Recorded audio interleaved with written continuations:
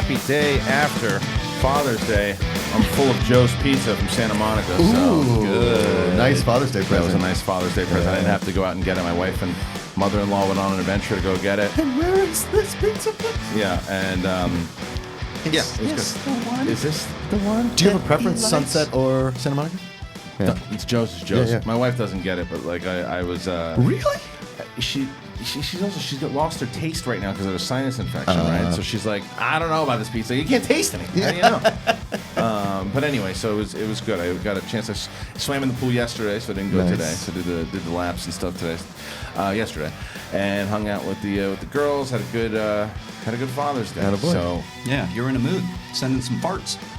Yeah, you needed it. Yeah, you needed it. It was good to get one. I'm just getting tired of certain things. Like, hey, listen, it's like here's the top, and I got to take this. Although that wasn't really aimed at you, it was aimed at my brother, because my brother had wrote me last night and was asking me questions about like, hey, when was it when we went to Disney World with Grandma? And I said, when she was alive? He's like, well, yeah, she died in '99, so that's what I know. He was asking what year. Mm-hmm. And I said, well, we have two grandmothers. Wise ass. One died in '83 and one died in '99.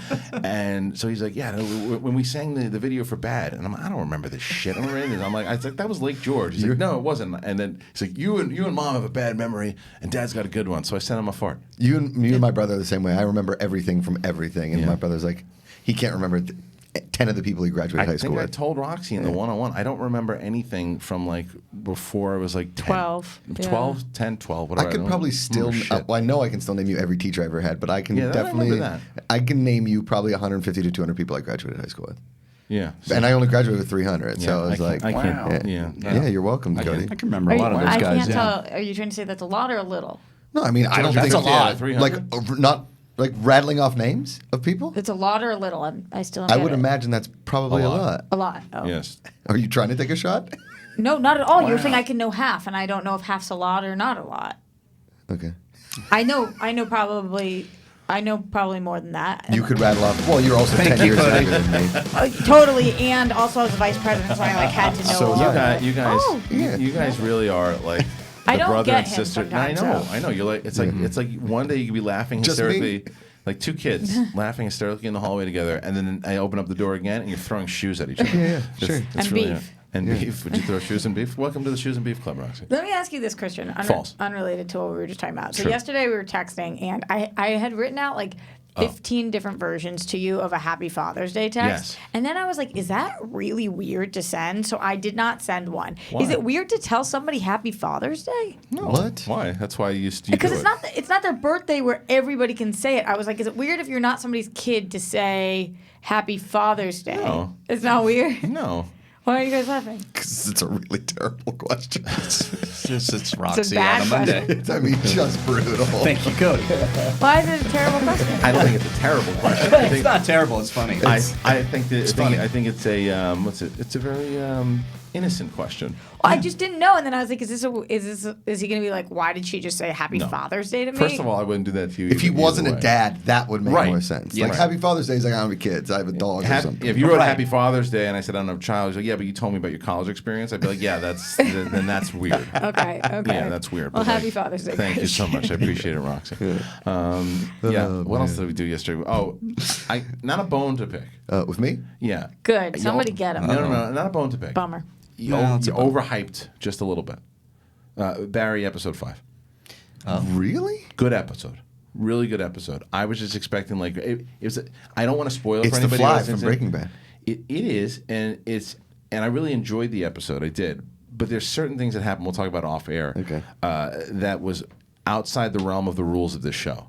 Okay. And to which I was like, what? Barry's been over for a few weeks. You could probably spoil it. I don't want to spoil it for people who haven't seen it because I would be pissed off. Do I you haven't watched mean it that yet. one of the characters is not as realistic as you think they should be? There was something that happened inside of the episode that I said, what? You've seen it. Yeah. Yeah. You know what I'm kind of talking about? what I just said. If what I just said is what you're talking about, then I know, and if it's not, then I don't know. It is, and it was, and I still enjoyed it, but I was like, this seems like a different show at the moment, because there's something, but then it kind of tunes into what makes Barry so special, and then it ended. But I guess maybe because I got overhyped. And I thought it was a wacko episode. Totally, and that delivered on that cost. But 100%. And I think it just overdid it just a little bit. I've got a very similar one to pick with him right now. What do you got? And I'm kind of nervous about it. Oh no. 3 episodes deep into Fleabag. Yeah. I'm not getting it. Really? I don't even know what that is. It's a show on Amazon. That show, I mean, it's perfect television. It's amazing. But you didn't like The Crown. You don't really. No, I did not like The Crown. You're having like a little bit of trouble with British TV. Yeah. Maybe, but I like the British Office. Yeah. I guess that's like different. Yeah. British humor is fun. I think. It feels to me like a show, and it's not. Yeah. It feels to me like a show written by a man for a woman, and it's not. But everything that she's doing, I'm like, what? What the hell is that? Phoebe Waller-Bridge? Phoebe Waller-Bridge. Yeah. I read the pilot. Yeah. What? It's just a fun name to say. Yeah, totally. She created Killing Eve. The pilot was incredible. Like Millie Bobby Brown. Yeah. Oh, I gotta watch this. I think people. I did some blog searching, and people were saying season 2 is much better than season 1 because I'm depressed. It's a comedy, and I'm watching it. I'm depressed. That's the point. Oh, if that's the point, then they're doing it successfully. But I'm not laughing. I'm sitting there like, holy crap! She's an awful person, and I feel. Point. Yeah. It's like it's supposed to be one of the darkest comedies and look at like an honest look of a Fleabag human being. That's like the point of it. Does she go by Fleabag? No. She just is Fleabag. Yeah, and it's douchebag. Yeah, correct. It's a very dark, very British. It's not your type of comedy, and maybe me recommending that to you, I should have looked in advance 2 stairs. No, but down. now is there a firework hammer? Yes, there is. Okay. Now I have to keep going because maybe I will. I don't bail on things, and now I've started. You want to finish it? It has a happier ending in season 2. I just am so depressed. Like her family sucks. Her relationship sucks. Her job sucks. Her best friend was such a bummer. Like the whole thing, I'm just sitting there and I'm like, holy crap, this is miserable. Yeah. Well, you know what else is miserable? She's talented though. You want to know what else is miserable? O.J. Simpson's on Twitter. Oh, yeah. That was a big thing. Did you see the guy that he's sending DMs to? No. What? Is it Lil Bobby? So this is or is it the Juice or Bob Finstock? Brad Gilmore just this is legit. So this is I feel Wait, like how do we know about his DMs? Because the guy's making them public? Because the guy made it public. So I believe that O.J. Simpson, because he's of the older generation of the people. I don't think he really knows how to use Twitter. So I think that he thinks DMs will never be seen. Right. So he wrote this guy. So what he wrote to the guy, it said, "Look, if a guy he knows." Paint the scene. So no, random guy who. You don't like my question? No, I like it. Oh, this time's good. So there was a guy who was just tweeting. OJ posted something. Well, OJ posted like, I'm on Twitter. I got a bone to pick with you people. So everybody obviously wrote back to him, and there are a lot of things on it. Twitter is going to tell you exactly what's on their mind, and they're writing back and forth to stuff. Don't you have people to kill and all these things? And he kept getting stuff. So this one guy, I guess, who wrote him like 300 followers, and he says that he goes. So OJ's response to him, and this was the official, the real OJ 32. This is the actual account. OJ says, "Think I'm playing, motherfucker?" And then so the guy writes back, "Sadly, nope." And he goes, and the same guy writes back. He says, "Look, if my little Twitter account with 300 followers bugs you that much, then you're weak as fuck." And OJ wrote back, "Seeing the video just posted about me, do you think I'm playing? I'm tired of all your bullshit. I will find your ass and cut you. Don't believe me? Just watch and see, bitch." And then so the guy writes back, "Dude, there are others that went after you that have more followers than me, and are more convincing than mine. Laughing my ass off. You're gonna cut me? Awesome. Is that what you said to Nicole?" Oh. And then the guy, and then OJ put a whole bunch of knives, and he said, "You next? There's no chance this is real." Yeah, I was going to say it's got to be false. You know what was real It's got to be though? bullshit. If we're talking about Twitter stories, did you guys see Bill Cosby's tweet? Yes. Yeah. Let me tell you something. You get shit sometimes for some of your lines and some of your jokes. Your response was incredible. One? Okay. So Roxy wrote because Bill Cosby tweeted out about Happy Father's Day. I didn't know about that until this morning. Not your tweet, but just the tweet. Roxy wrote back and said, "Read the room, Bill." Really good. Just like what? Really, and then really today good. Well played, I Roxy. heard that maybe it was his wife that tweeted it because like how is he tweeting. Right. Isn't he in jail? Yeah. Who knows? But that's the thing. Both of these things, though. Right? But both of these things will be too, because obviously that response from quote unquote OJ, it's a scary time that we live in, because I believe that that's a fake response. I believe that was photoshopped all the way through. But that's the kind of stuff that can really damn. Yeah. He's already damned anyway, but still. If you want to prove something like that, and there's still ways to fake this, but the better way to do it is to record, screen capture, record the conversation and scroll through instead of screenshots. Yeah, because he's got the full video on it. But anyway, Brad Gilmore just sent that to me. I thought it was. I mean wild. He's there's no way he should be reading the comments after he posts. I legitimately thought that OJ was dead. I tweeted it out. Did you really? I legitimately thought that OJ had died in prison. I thought that he was still in prison. I did. He got out a while totally forgot. Oh, you didn't remember? Yeah, I totally forgot, because I really would like him to just go away and He's in Florida, right? I mean, I think he's in Florida. I was in a hole somewhere. Florida man. Yeah, Florida man. But I just, again, a read the room situation. I love the what the guys do when we talk about things. I think Alex or Cody just typed in, "Where is O.J. Simpson?" and there's a picture of the Bronco. That's amazing.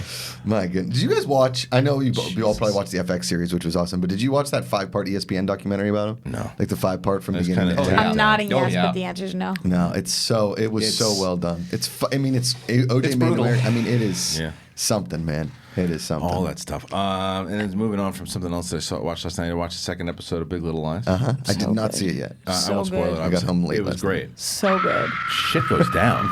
So good. Like shit goes down. It was better than the premiere. Easily. And also, one of the best episodes I think they've done so far. Still no spoilers, but still unsure about this mom. Still think she's a villain? Still unsure.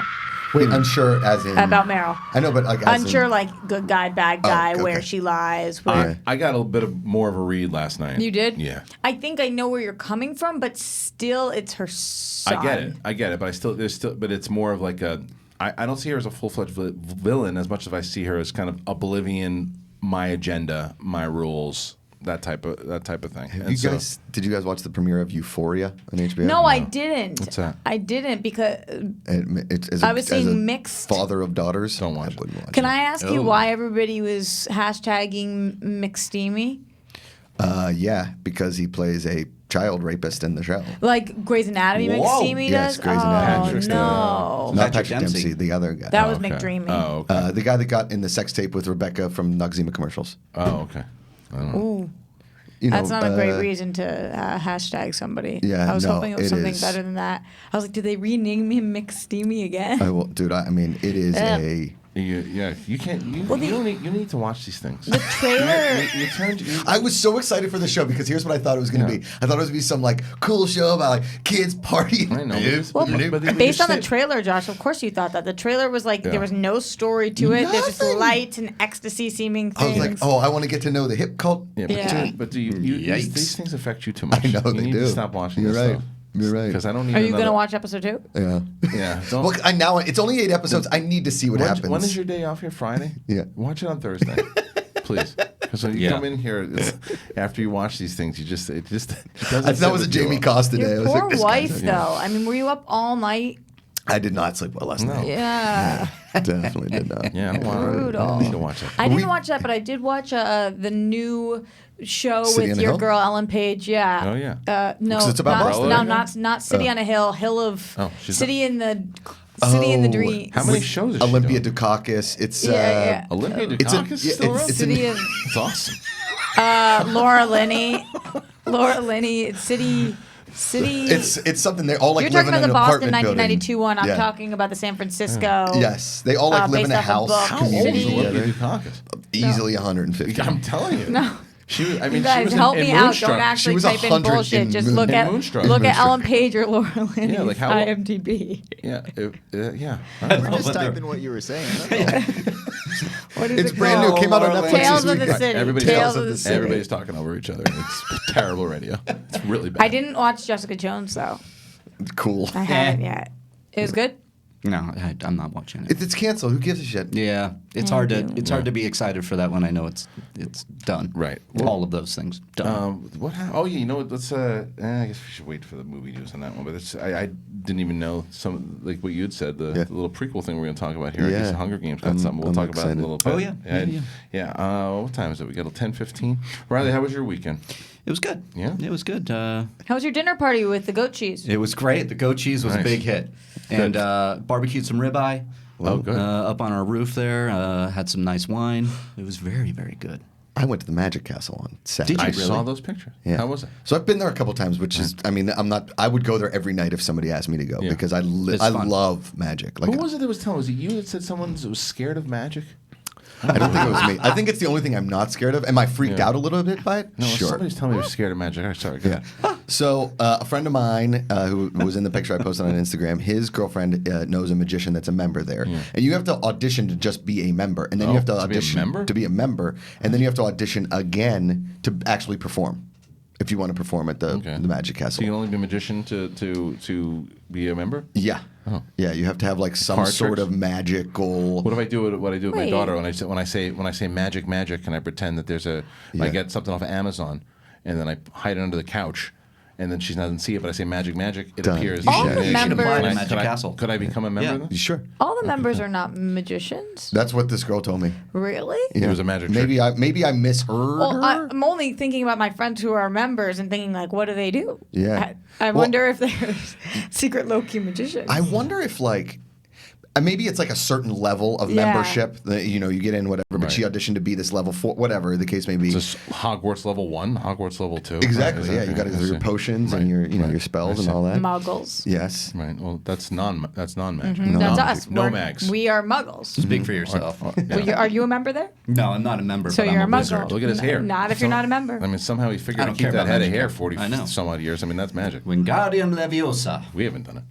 I'm not. No. It's Can't wait to buzz my head. I'm Quaffable. just so excited. All right. But so went to the Magic Castle, right? And I live for magic. It was some of the coolest shows. They do an amazing job there. And so this girl comes up. Do you know the close-up magic that they do? Because we didn't go to the main show. It was kind of cool. We didn't have to eat dinner, and we just kind of walked around and saw a bunch of different shows. And so this girl comes up, and it's the girl that got us in. And I was like, "So you're a magician?" She goes, "Yeah. Would you like to see a trick?" And I was like, "Absolutely." So she takes my hands, and for those listening at home, she put my hands in front of me, okay? And she grabbed me by the finger, and she's like, "All right, don't move your hands from right here. Do not move your hands." Pulled your finger and you ripped one. Yeah, correct. Didn't move my hands. And she drew an X with a Sharpie on her hand. Nice. And she was like, "You see the X?" And we're like, "Yeah." And she goes, "All right." And she took her thumb real quick. And I saw the Sharpie. It said Sharpie on it. She took it with her thumb real quick and just wiped it right off. And then just tapped my hand, and there it was on my hand. Oh. These people are really magic. What do you think happened? That's black. That's Just black couldn't pay magic. attention. Sleight of hand. She got the Alex, marker. if you're doing, got me. can you Google? Oh, she's a magic. And you didn't feel it. No. Can you Google? It's magic. Fuck you. And then Whoa, go it's to magic. yeah, there it is. I know Go what you're to talking about. video. Yeah, that's the one. But let's see. What's that? Yeah, this is why we? We'll be fine. We'll be fine. Will we? Turn this up. I'd like to do some magic for the people. Fuck you. This is from Rodney Dangerfield, Bunny rabbit. 1989. David Sluice. Magic. Fuck you. This is one of the first comedy things I ever saw. The chicken with a spike to its fucking head. It's an illusion. Fuck you. I'm gonna tie myself up Is like that a Dangerfield? Houdini. No, it's in his plays. Oh, I can't get out. I can't get out. Magic, I'm free. Fuck you. Anyway, check that out. It's one of my favorite bits. It's so good. I actually ran into that guy. And, I don't like that kind of thing. Shocker. all right. I was at Bank of America. You Yeah. didn't do any magic. Yeah. Lift your actually. foot. It was at Bank of America, and I saw him because he's obviously he's not English. Yeah, and I was at Bank of America. This is probably like 10, 12 years ago. I said, "Holy shit!" I was like, Dangerfield. So like, you saw that? I was like, dude, that's one of the first comedies. I saw him. Bill Hicks was on that car. Oh, wow. Like it was one of the first things I That's ever. my kind of comedy right there. Yeah, I it was love great. that. I don't understand that. It was so good. Why? What? He How's didn't- that not He funny? didn't actually do the magic. But it's not about magic. It's comedy. Roxy. But what was the joke? That he can't do magic? It's the joke is the fact that he's blatantly showing you that he's the worst magician in the world. But he's not a magician. No shit. That's what he's. Hold on. Hit me in the head with your computer. All right. Get in here. He didn't tell any jokes. You went to a bachelorette party last weekend, right? So you should have been a little more. I just don't understand wouldn't you rather go see a magician or a comedian? He's a comedian, and the whole point is the fact that he's doing this. He's the character is this guy who is just the worst. It's character it's a comedy. play. It's a character. Stand-up comedy, they sometimes go up there and tell jokes and pretend and that, you know. Did you ever watch the guy that went, football is my life? I love football. That was my first Dom one. Herrera used to do it too. It's like, I like to poop, I like to So poop. it's like a sketch. It's a character that he did on stage. Like Groundlings. Remember back in the day? stand-up. Yeah. It's improv. Yeah. It's like, Thank you. It's like you drive in a car and the ride is so good and she just grabs the wheel and says, hit that wall right now. No, that she grabbed the wheel and Right off the cliff. drove off. A cliff. Right, like Toonsis. At least I knew which way I was going. It's like Toonsis. Olympia Dukakis. Still. Anyway, I highly recommend going to watch that Dangerfields thing. Just type in fucking magic. It's one of the funniest. It was so things. funny. It's really good. So good. You should review. Please don't review stand-up. And if I ever get back on stage, I want you nowhere near it. I think Ellis is really funny. Okay, that's Good review. Yeah, that's a good review. He makes me laugh. Okay, that's Jay good. made me laugh Costa? too when I saw him. Jay Washington. Oh, Jay. Yeah. Okay. Yeah. Jay's funny. I think that they're funny. I like stand up. I think that they are telling jokes. You said it like we got like someone off. Like it was like a horror movie, and you find that person's like, what do you like? I like stand-up. I don't. I find him funny. Here comes the comedian. I think that one gave me a laugh. I will stab you No, in the I think face. Dane Cook's really funny too. I've seen him. We know that you're obsessed with things. I love him. He's yeah. Very similar thing, Dane Cook getting up and doing stand-up. Like That's that guy. different though, right? Dane Cook is like, okay, I'm going to tell this joke. He does, but sometimes he pops in a character here and there. But that was a full-on character that the guy was Totally. doing. And I just wish Bill he was Hicks, a little better at magic. So then it was kind of like a. He's not a comedy. magician. Then that's. But then that's there's no remember need the to be guy up that there. I just saw, Amazing Amy. Amazing But Jonathan. Amazing Jonathan Jonathan actually tries to be. He's but that's, got but magic his shtick is he and does funny. magic. But he's not trying to be a magician. He's trying to show you. He's blatantly show you he's a terrible magician. He goes, look, it's a chicken with a fucking spike through its head, and it's a rubber chicken. And then But I could it's do that. illusion. I know, but the whole point is that the bad comedian, the bad magician looks over and goes, "You don't like it? Fuck you!" It's his answer to everything. But then the other one. So then, anyway, the same thing is Bill Hicks. Bill Hicks was on there, and he tells this joke about Van Gogh, and he goes, Van Gogh famously cut off his ear and sent it to a woman. That makes a dozen roses look like a booger. I like that. It's a joke. It's like, well, Bill Hicks. I like Van Gogh jokes a lot too. Bill Hicks is one of the all-time. Very topical. Yeah, Van Gogh always topical. No, honestly, I just wrote a Van Gogh joke in one of my scripts. I think, All right, here we go. Play it. No, I can't because you need too much context. It would take up too much time. But That's how jokes usually work. no, well, I did. I got into USC because of a million different reasons, but one of the main ones being that I told them I would Van Gogh them if they didn't accept me. I wrote them a letter that I would send them my ear if they didn't. That's So a that was that's a funny. good. Did they let you in? Yeah. I think they should have sent people to your home to take you That's away.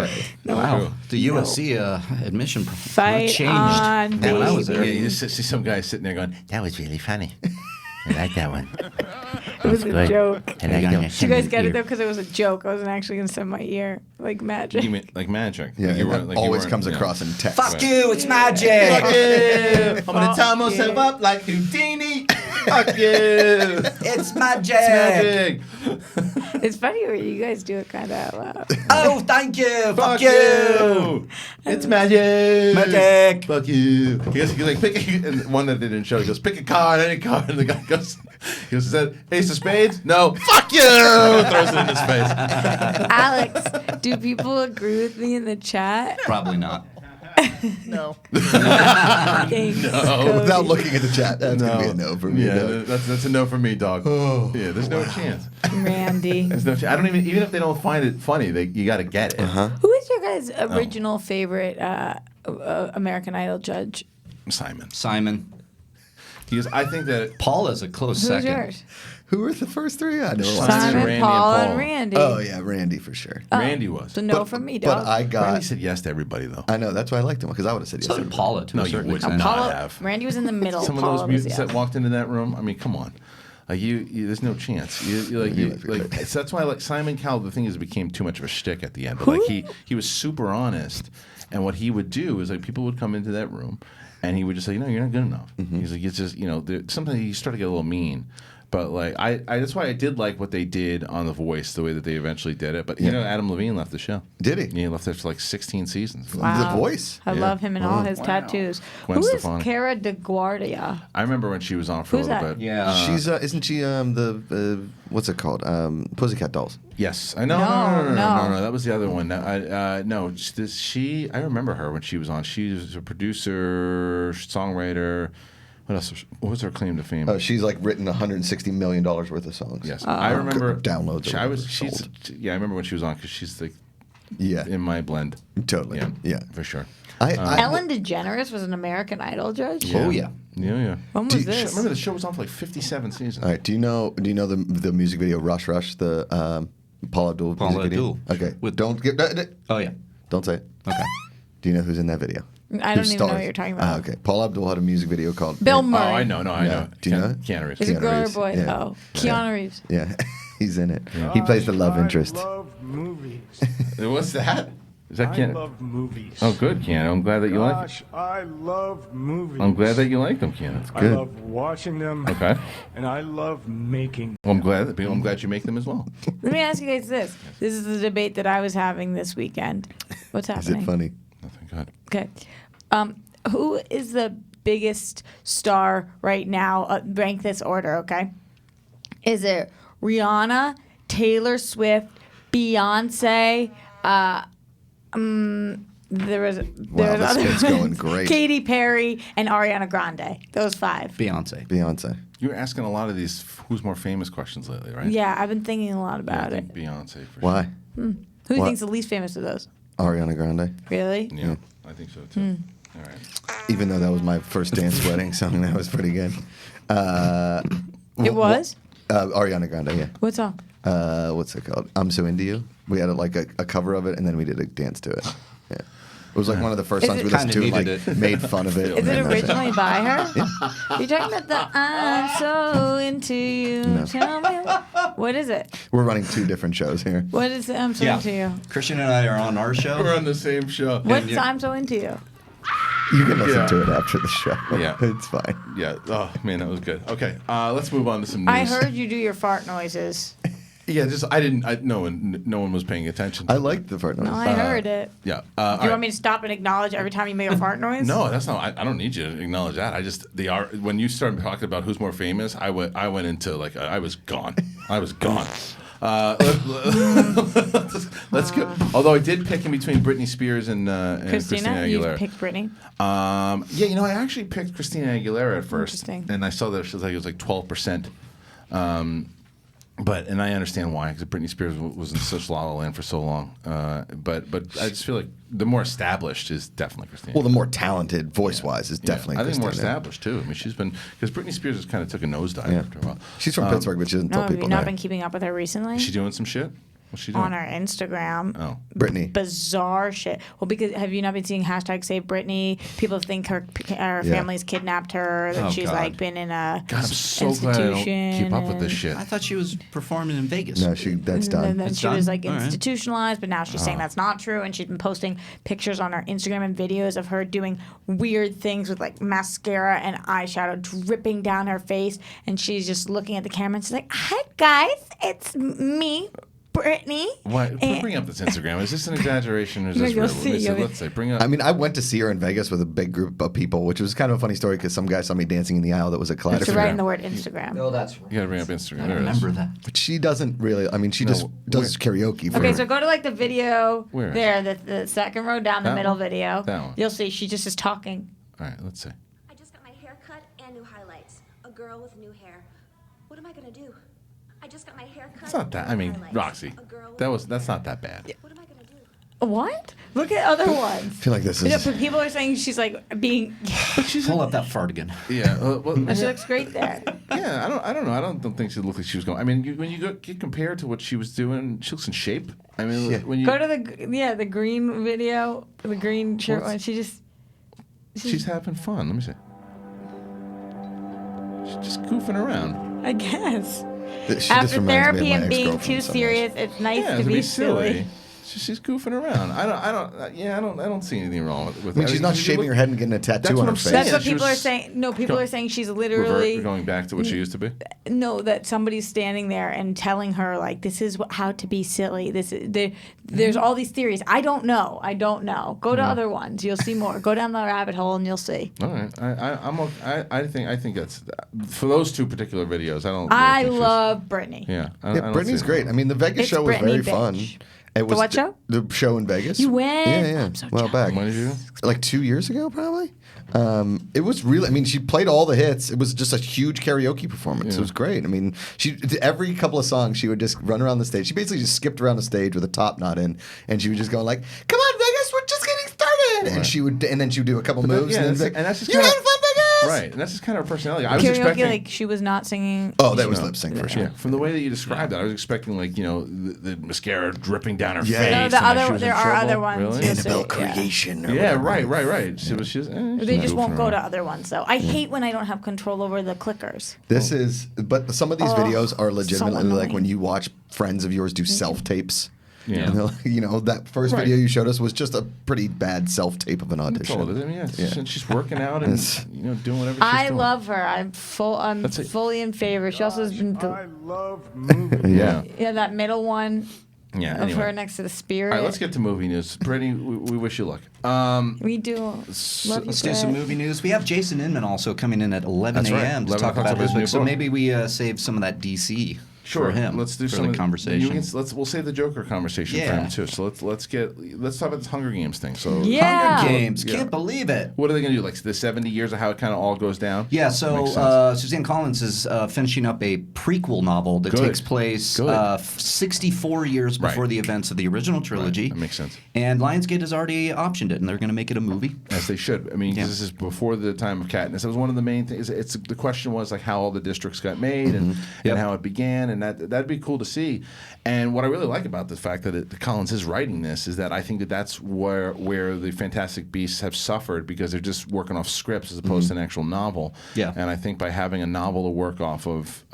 Even though I think that J.K. Rowling is a consulting producer on it, she wrote the script. She's writing the script. She wrote the script, but I just think he's just saying having the novel first, then to adapt. Fleshing everything out. I think that's what's hurt it. I think that's what was been my biggest. I guess critique as far as wanting to see stuff from like the Star Wars, not even canon Legends, is that they have this library of novels. I wonder if it goes into like the first Hunger Games and like the creation of it. Well, I think so. I think the Hunger Games has been going on for like 70 years or something. Right. So I mean, you're the one that turned me on to the franchise. I remember it was the book. You got me into the books. I read about the book on Entertainment Weekly, and I was like, I'm gonna check it out. And so. Entertainment Weekly, and so I read the first book and I loved it. I couldn't put it down. And I told you guys.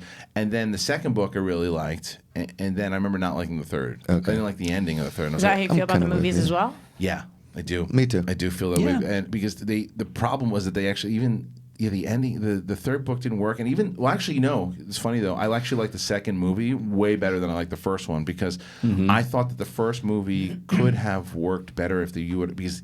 Is very similar to like the novel of First Blood, which people don't realize. The David Morrell book, 1972 is. First Blood was on TV this weekend. Got it. But dude, the book's one of the best books I ever read. Really? Yeah, because David. Do you still have it?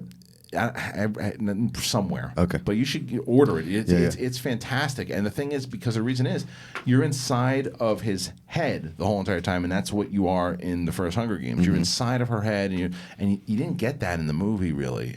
And it was too choppy the way that they shot it, but they changed that in the second movie. But I hope that they can get the third one. Or not third one, a prequel series. Pretty good. First of all, Hunger Games I think is a very underrated franchise. I think it's almost overshadowed by those crap like the Maze Runner and Allegiant, Divergent, and all those kind of things. Because Maze Runner wasn't that bad though. But I mean, you were in that. You were in that like wheelhouse of just hot teens running kind of a thing. Where basically what those movies were. Yeah. And I think that the Hunger Games. If you didn't read the books, you probably looked at it like, what? But if you read the books, which a lot of people did, I mean, that was a huge. The movies were pretty spot on to at least the first 2 books. Yeah. And the third movie was 2 movies, so it was sort of like Harry Potter, Deathly Hallows 1 and 2. But the difference with that though is Harry Potter, the last book is like 700 pages. Yeah, it's huge. They didn't need to cut the third. They did not, not at all. I mean, obviously it was a money play, but I think the first Hunger Game books is one of the coolest sci-fi books I've ever read in my life because it felt so like possible, which is so weird. You know, what's also good about the prequel stuff too is I think that Jennifer Lawrence is a very talented actress, and I think that the thing that we've seen with her lately though is if she's not challenged, you can tell that she doesn't want to be there. Right. You saw it in the X-Men movies, and I don't think she'd want to play Katniss again. I just don't think she'd want to. So, and she doesn't have to. She's not even alive. No, she's not even alive. So, I wonder if there's like an Everdeen family or something that we meet. Could be. But they never set that up. Yeah. I don't think you need to. I don't think you need the Everdeens. I think that you go back in time to where 70 years. There's new people. There's new people that have kind of started because there was a revolution and stuff that happened back then too. They mentioned in the books. So you can do that again. How the first thing kind of happened, and that would lead into the Hunger Games and give the movies another life, I guess. For people that watch TV Doc, they know I always say put down the book, pick up the remote. But this is one of the few books that I did pick up that was very well done. And I'm more looking forward to the book than I am the movie. Can't wait. I've talked about it a couple times in The First Blood, though. What's so different about that movie and the book, right, is that in the book, he's a damaged Vietnam soldier, right? And Vietnam was still going on when this book came out, 1972. So you're internally inside of his head, and he just wants to kind of be at peace. He's challenged by the Dennehy character, but Dennehy is a veteran of the Korean War, right? So he's not as dickish. He's a little bit more like understanding. And he's got like a kind of a respect for Rambo. Once Rambo's kind of going on his thing, Rambo in the movie, the police station, he breaks out and he punches a cop in the face and gets out and makes his way on the motorcycle and leaves. In the novel, he guts the cop, and goes on. He kills every single. It's like Terminator style. Dude, he kills everyone that goes after him. I wonder if like the original script had all of that and Hollywood was like, I don't know if we can sell this. Stallone wanted to do it, and Stallone said that I'm Rocky. I gotta make them like me. I can't be killing all these people. Because in the original ending of the movie, because the original ending of the book, he dies. In the ending of the movie, he dies. Like Troutman kills him in the book, and Troutman kills him in the end. It's the ending you can see. Oh, really? They shot it, and it just didn't work. Right. Plus the fact that Stallone was also, this is 84 or 82 when he made the movie, and he's thinking franchise, right? And he got the franchise, and it worked. But because Rambo became like this thing of Rambo, almost like a crazy superhero, that I remember telling people that the First Blood novel was incredible, and people were like, the Rambo book, and I'm like, dude, it was before Rambo was Stallone. Read that novel; it is awesome. All right, I'm gonna give it a read. It's really good. It's my favorite book that I ever read. Do you think that Stallone has the best franchise life in movie history? I mean, that's a good question. Well, I mean, Tom Cruise has all the Mission Impossibles, right? Okay. Arnold's got some good ones for sure. I mean, Stallone's got Rocky. Harrison and Ford Rambo. has Star Wars and Indiana Jones. Harrison Ford probably. I know because you're a Jack Star Ryan, Wars guy. Han Solo, Indiana Jones. Yeah, you gotta say, what else? Did he have another? Why do I feel like I'm missing one? You gotta say Indiana. You gotta say Harrison Ford. I think by the end of his career, it's gonna be Chris Pratt. Okay. Really? He's got Jurassic Park. By the end Guardians. of his career, he still has so long to go. If they give him Indiana Jones, you got to put his name up there for and if sure. you're looking at as far as numbers go, as far as iconic goes, though, I mean, it's going to be hard to beat Harrison Ford. Yeah. Because you got Indiana Jones, and the thing is also with Indiana Jones and Han Solo is that's very hard for an actor to do that close to each other, because that movie came out in '81, Reilly, I think. Raiders. 80 or 81. Yes. And Empire came out in 80. He'd already done 2 Star Wars movies, and they didn't want him as Indiana Jones, because Lucas didn't, because he's like, everyone knows him as Han Solo. And so he got it. Tom Selleck. Because Tom Selleck was supposed to get it, but Tom Selleck was shooting Magnum P.I. Yeah. So he couldn't do it. So crazy, right? Also, right now, as far as women go, Zoe Saldana being the first woman to be part of 3 major franchises. Yeah, Avatar. I was just trying to think. Guardians, Star Trek. Yeah, like who I would. I mean, Sigourney Weaver. Angelina Jolie. Sigourney Weaver. Yeah. Angelina Jolie had Maleficent. She had Tomb Evangeline Raider. Lilly is working on it too. Colby Smulders? No, Evangeline Lilly. Right. Sure. Was she? Because she was part of Hobbit? the Lord, the Hobbit, that's and right. then Marvel, and also I know it's different, but Lost is like one of the biggest. Oh, that's a franchise for sure. It's still a kind of character. I would probably rank Harrison Ford as the champ. Yeah, Right that's now. a fun. It's gonna be That's hard a to beat. fun debate. I like that. Yeah, it's fun. You know Peter Coyote, who's in E.T.? Yes. He auditioned for Raiders of the Lost Ark, right, as Indiana Jones. And as he's walking in, he trips and falls in front of Spielberg. Oh, no. Didn't get the part. Spielberg, when he's casting E.T., went, remember Peter Coyote? He was funny. He fell down and said, let's get him his keys. And the villain in E.T. That was the story on how he got that. Isn't that I like that story. I like that story. I love those Hollywood pretty- stories. Yeah, it's true. Take All it right, in. so that went Hunger to a Games, cool yeah. tangent. And the just so you know, the book is coming out May 19th, 2020. Oh, so we got so about soon. a year. Oh, Soon. Oh, day after your birthday. Day after my birthday. Another birthday present from me. Yeah. Okay. What else is going on? So tell me about this Ridley Scott Gladiator thing. Jesus, I don't understand this thing. Yeah. Hold on, let me pull it up. So the producers have actually been, they were talking to somebody about it, and they confirmed that it's going to take place 30 years after the original, and they're still working closely on the script for this proposed sequel, and that it should be the kid. It is Lucius? Lucius. Picking up with him. Okay. I wonder if they're going to use, because it's the same kid that was in Unbreakable, and they just used him again in Glass. I wonder if they're going to use him again, because he wasn't acting chops, getting better. But Spencer Treat Clark is that his name? Yeah. That's a cool name. Okay, so here's my bone. I mean, obviously, a Gladiator sequel, I'm fine with, because I love Gladiator, and whatever they do, it's great. I'm sure it'll be awesome. It's Ridley Scott. But in the difference of what it is in 30 years in that Gladiator time, not much changed. Like when they ended Gladiators, they ended it.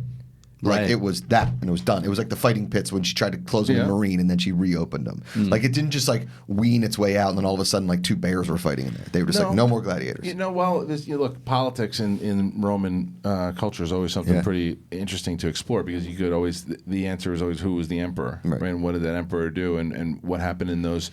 Did they bring back the gladiators? Did they? So that's why I think by doing it in a 20-year span, it actually works better if they had, because I think it goes more to your point if they just picked up immediately. Because different leadership, you're saying. Yeah, absolutely, So if they just the system in general, it's like what happened, because whoever was in power right after Maximus, and they were fine. It looked like everything was going to be hunky dory. What happened that leader? Did he assassinate it? Like did he die in office? That's a good point. So the politics of Roman history is pretty amazing to all that stuff. I mean, you look at like who was it? Was it Ciro? Nero. That watched it burn. Nero. Who was just he was a lunatic. Yeah, he was an absolute And lunatic. then there was Hadrian, who built a ton of the stuff in Rome. Hadrian's Wall, he built all that kind of stuff. Hail Adrian. Yeah, correct. Nicely done. But so if we have, so there's so much that they can explore inside of that. My biggest hesitation right now is that Ridley Scott is just hasn't hit it. I don't lately. disagree. I mean, remember, people forget that he was in a spot to where all his movies just were not doing very well, and then The Martian came out and was like, oh, he's back. Yeah, Martian was great. And then he put a couple more out, and it's they've been okay. They haven't been terrible. Do you like Gladiator, Rox? Yeah. I like Hunger Games better. Really? Yeah. Than Gladiator? Yeah. Wow. I'm a massive Hunger Games fan. Okay. Yeah. Like ridiculously But do massive. you think? I like Gladiator fine. It's my best friend's favorite movie. Yeah. Also, Live Sarah for Strap. Gladiator. But here's Ridley Scott from around 2003. Right, we'll start with 2003. Matchstick Men, which is good. Underrated It's movie. Yeah. Yeah. Kingdom Nicolas of Heaven, Cage. the director's cut is pretty good. Okay. A Good Year, it's okay. Which one's a good year again? I think it's the one with Affleck, right? Is that the one with that? No. Isn't it no, Russell it's Fred- Crowe? That's what it is. It's Russell romance Crowe. film. Yes. Romance, And yeah, that is- Russell Crowe. that's- Always and it's Russell not Crowe. not good. And Diane Lane? Yeah, and Freddie Highmore. Not good. American Gangster was Great. okay. You like that I one? love okay, it's American okay. Gangster, yeah. Body of Lies is all right. Robin Hood was not good. Prometheus. I like. See, that's divisive. Yeah. That one. The Counselor was terrible. Excess Gods and Kings, terrible.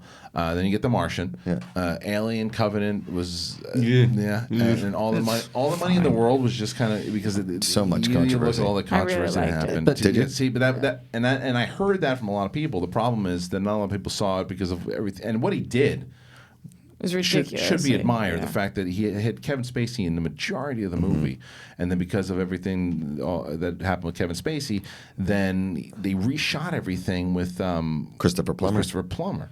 So Did you guys see the? That was the one with the controversy for the reshoot. Did you watch the fees. FX series, the one that's based on the exact same story?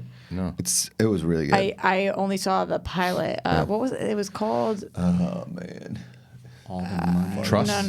Trust. Yes. Thank you. Yeah. Thank you. It was great. I liked it. I liked the pilot, but I felt like I had just seen the story. Yeah, totally. Yeah. Here's what I wonder about this Gladiator stuff with Ridley Scott. He just came out in May saying he's working on the third Alien prequel. So after Covenant, and he's going to direct that as well. And he's scripting busy, man. that. He's 81 years old. He's busy. This Still franchise, busy. Alien franchise, just is not for me. No. I know you all love it. I get Dorena it. loves it. Yeah. I mean, Alien Covenant had its moments, but I don't know. There's something missing from it. Prometheus, I appreciated because he was doing something different. Yeah, there. you know what's funny is that I liked Covenant better than I liked Prometheus. Yeah, I did understand. You know what I didn't like about it? It's clearly now when you go back and you look at Prometheus goes into Covenant, and it is clearly both of them are clearly prequels. Remember that whole debate of how Prometheus was not a prequel? I mean, it's clearly a prequel. There was a huge debate it was for. Did I miss that? We talked about it on Schmoes back in the day. It was a big debate that people said it's not a prequel. It's clearly a prequel. The only thing I remember from Prometheus is when that little thing crawls in Logan I Marshall hate Green's that. eye. Oh yeah. I was just in the hate that. trailer. Are you exaggerating, or he's actually 81? He's 81. That's insane. Yeah. It's nuts. But At one point, busy. Joe Super Paterno busy. was 83 and still the head coach of Penn State football. So right. Anyway, so it's interesting to see how I am very curious about the Gladiator thing, and I want to see if he's able to pick this up and do something fun with it. If you read, I've read a lot, and I lived in Rome. I did my study abroad there, which was amazing. Right. And I went to the Colosseum all the time. I stuck in there at night one time. Did you really? Yeah, it was so cool. Crazy. You can when you sneak in there, which I don't recommend anybody doing because I could have been arrested and deported. But when you sneak in there, you can like go down to the lower pits and stuff. And what is cool about the history of the Colosseum is how many different events they would hold in there. So in the first one, all we had was really sword fights, like sandals and swords with some animals and stuff like that. It was more about the story, which and again I loved. I'm not taking anything, but naval battles. They had all kinds of crazy things that they did inside the Colosseum. It would be really cool if they like widened the scope of what's possible in there. Yeah, it would be cool. I mean, and that's. But I hope they also don't over CGI it. Like you don't need to. Yeah. And I hope Hans Zimmer comes back to do the score. I mean, the Gladiator score is perfect. It's great. So all right, what's next, Riley? Well, let's look at some box office because there was a new big movie that came out that pretty much tanked. It ate a pile of. That would be Shaft as well. Shaft, no, but Shaft didn't do very well. No. It was not a great movie going weekend. Yeah. okay. So Men in Black International. No, I didn't see it said it exceeded expectations a bit from Sony. Because it was tracking at about 26 plus, it made 28, but that's the lowest in the franchise. That's bad. The movie costs over $150 million. Yeah, $150 million. Internationally, it made $74.7 million. It's not good. Still not good. It's barely making its. Oof. Yeah. Secret Life of Pets 2 then did fairly well. Right. Let me go to here. So it came in at number 2. Crushing. Aladdin's made almost $1 billion. Yeah. Shaft opened up in the number 6 spot with $8 million. Wow, look at this summer though. I mean, so far the summer movie season, Men in Black ate it. It's been pretty meh. Secret Life of Pets 2 is doing pretty well. John Wick's still doing well. Yes, Yeah. John Wick. Aladdin is not including obviously Avengers, but Aladdin is one of the bigger hits of the summer. Dark Phoenix ate it. Rocket Man's doing pretty good though, right? And then Shaft ate it. Godzilla. What's Godzilla's overall total? Godzilla's doing fairly decent overseas. 93, it just said, right? In domestic. Yeah, I it's Yeah. domestic, but what's it done so far worldwide? Because Godzilla to me seems like a Worldwide. worldwide hit. Yeah, right. Did you guys? I It don't think always I've ever does gotten well your opinion in Asia. Because I've heard so many mixed things. It's sort of Done like 340 so far. cost $170 million to make. It's on $340. So great, still doubling. Good for them. If they can get the $500, though. I mean, but this is the problem, though. It's a success. If it makes another $1, if it doesn't make another $1, it's still a success. It doubled the money. Godzilla. Well, not necessarily, because remember, marketing. They could never add take some money into, to that. You always got to put between $50 to $100 million into marketing, because and they never. But it's put made that over in there. double what it cost. But I'm saying you got to also include the marketing. So even if marketing was 100, yeah. So what did it cost to make Godzilla? Go back to that. 170. So 270. Let's say it's around 270. Yeah, I mean 340. It's still. Yeah. You're not wrong. So I'm just saying that it's still successful. Maybe not to the extent that they thought or that we would want. It's not but like massive, Yeah, but yeah, it's yeah. still it's not a loss. It's not a loss. Makes more. I enjoyed the hell out of that movie. Still haven't seen it. But John Wick. And what about John Wick Chapter 3? Now we're talking about a movie. John Wick 3. Yeah. So good. So I would say John Wick is probably the. I love movies. Thank you so much. John Wick 3. It's made $276 so far. I bet you it costs like what 60 million to make, something like that. Yeah, so awesome. yeah, that's a big hit. I think you guys have told me, but I haven't seen it. My mother-in-law freaked out for it, which is Rocket Man. But I still haven't seen it I like either. it. I Okay. can't believe I like it. it a lot. Yeah. Is it better than Bohemian Rhapsody? Different. They're different movies. I mean, because That was your favorite movie of last year. Bohemian Rhapsody was a straight up kind of biopic, you know, that ended in a concert film, as where this movie is not that. It is like it's almost like a fantasy. And it's a musical too, but it's a musical that you like because it's all. But it's a musical that you like because it's all his music. But they break out into song in the middle of dinner. You know. Okay. So it's a musical? It's like it's like. You told me that. It's like Moulin Rouge meets Bohemian Rhapsody. See, I dug Moulin Rouge just because they did a bunch of covers. They did some covers. I love Moulin But that's what I Rouge. mean. You like the music. Yeah. So as long as you're a big Elton And there's John. But then why don't you like like it. Mamma Mia? Because I don't really like the like music. ABBA that much. Yeah. I mean, it's What fine. about I think the Green Day you'll musical? really like Rocket Man. I think you really like Rocket Man. I mean, that's a movie. That movie made 133 million so far worldwide, and it costs 40 million to make. You know what I'm so excited for? What's that? Yesterday. Oh, it's tonight. yeah. I'm so. You gonna see it tonight? No, it's next Monday. I don't think so. You're going tonight? Isn't it tonight? I only have an invite to next Monday. No, maybe you're right. The biggest Beatles fan in the It's world. good news for my wife. The one Scott named Mantz? Scott Mantz. I believe enjoyed it, but I haven't heard Yesterday? I haven't heard it's. No, I don't think he did. Oh really? I think it was Really? the opposite. I don't know. Oh man. What a twist! Yeah, no, but I heard it was good. I heard from a lot of people it was good. I just don't know. I'm if- excited for it. I don't remember. This Hey, is so more box office. Yeah. Get your take on this. Avengers Endgame is about 40 million away from Avatar. It's tough though. Yeah. it's still tough, man. I mean, it's Chugga, like chugga, it's choo, chugging choo. along. But how much did it make this weekend? Like 6 or something? Let's see here. weekend. That's a good guess. Something like that. It's made 2.7 so far. Just go to the charts for this Avengers weekend's Endgame, charts. 3.5. Oh, there you go. So it made 3.5. Yeah, it's not gonna do it. It's got if it's gonna keep Close. going. You don't think they're just going to keep it in there? But I mean, the thing, if it keeps going down from the last couple of weeks. It was 22 million, then it dropped down to 8, then it dropped down to 4, then it dropped down to 3. Even if it has, But what's coming out this next weekend? Toy Story? Toy Yeah. Story. Toy That's a Story's big gonna one. Yeah. crush. So Should at least. we're going to see that tomorrow. Yeah. Okay. Enjoy it, guys. The I'm Macuga excited. Makes me spent smile, $10 on Avengers Endgame in Pittsburgh. My mom and dad went to see Right. it. No, They they're part thought. of it. Then my mom said, "Now, how does the glove work?" So it's I want a Should be the name of a $10 book. movie ticket. that's know. for 2 people. That's the $5 senior Wow. citizen. Wow. Happy that. hour. That's Yeah. Pittsburgh. Though. That's Pittsburgh. Yeah. Yeah. I'll move. You gonna move? Yeah, because Macuga's uncle has a bar and stuff too, so I'll be right at home. True. Saw that great picture of you and your dad when he had half the mustache. Yeah, It was really good. How long did he Right. keep that for? That was for November, like 3 or 4 years ago. How long did he keep it on his face for? We went out with it. That's amazing. We went out to But dinner he with shaved half it- mustaches. He shaved it the next yeah, time. yeah. That's good. It was great. Yeah. All right. Let's do one more story before we go to break. Real quick, Yes. and thank you for bringing that up. Just Sure. real quick, and trolls are trolls, but I posted a nice Father's Day picture of me and my dad doing something funny, and some guy was like, God, no. with game gear of a team that won't win anything for the next 10 years. I was like, that's what you're gonna put my Father's Day? Okay, Delete. delete. Goodbye. They just don't I'm know. going to give you your own advice. Yeah. Because Just don't read the comments. I've been listening to your advice Yeah. lately. It's like just Don't move worry. on. Yeah. don't Usually worry. Instagram has been a pretty safe space for me. And Yeah. You just didn't like that they came into your safe zone. Yeah. I had that yesterday too. I obviously posted a more scandalous picture yesterday than one with your father, but like some. Did you post a pic with my dad? No, that would've been amazing. Roxy. I don't think it's fair to say that's scandalous.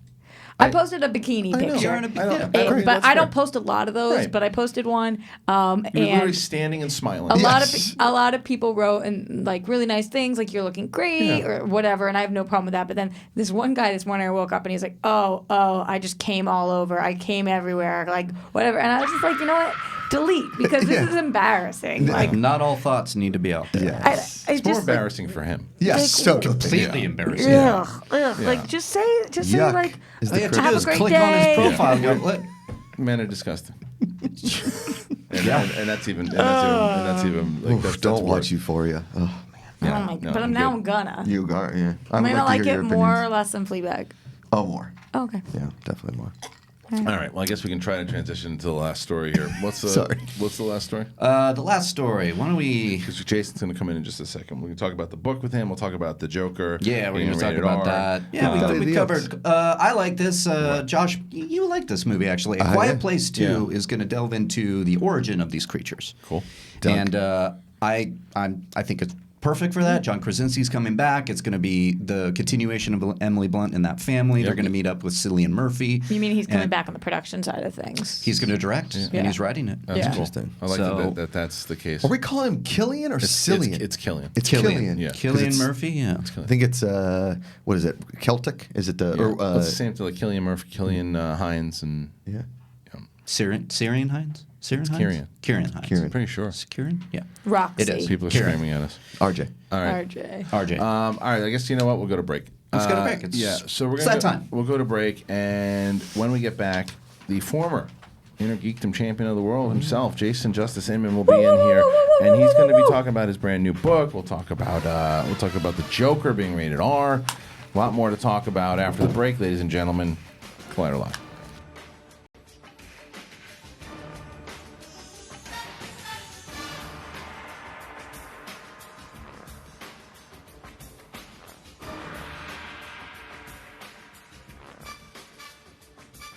Hey guys, Reilly here, and let me tell you about Rule of Two. You looking for a Star Wars fix? Well, Rule of Two is that show. It drops on Collider Video's main YouTube channel, as well as on Podcast One's Jedi Council feed. So go over there, subscribe, share it with your friends. It's hosted by myself and Mark Fernandez. We talk everything in the Star Wars universe with a lot of deep dives and a lot of conversations that go all in. You know what to do. Subscribe, join us there, and rise. Hey everyone, John Roca here, the host of Collider Mailbag. New episode drops every Saturday and Sunday in your face and in your ears, answering the questions from you fans about the world of entertainment, film, and television. Me and great guests from our sphere do the best to answer your questions from Twitter, from Instagram, and of course, email as well, every Saturday and Sunday. Hi, I'm Coy Jandro, host of Collider Heroes, and I'm here to tell you we've got 20-minute episodes coming at you on Collider Video, on the YouTube, as you've always loved it. Plus, now we've got hour-long podcasts dropping every Thursday, so make sure to subscribe to the podcast, because it's going to get even more sweaty on the podcast. Plus, every week, we're going to try to get some very special guest interviews, all of the people that help shape these movies and TV shows you love. So, video, podcast, interviews, all coming at you. Be sure to subscribe. Thanks so much, guys. Stay sweaty. Okay. Hey guys, Perry Nemrov here to let you know that The Witching Hour is all over Collider right now. You can listen to that Horrorville podcast with myself, with Haley Fouch. We talk about witchiness, we talk about slashers, we talk about space horror, you name it, all on that show on the Collider Factory feed. We also have clips on the Collider Podcast YouTube channel, and on top of that, you can find an article all about Witching Hour every single Tuesday on Collider.com. Check it out, get scared. Hopefully you survive the witching hour.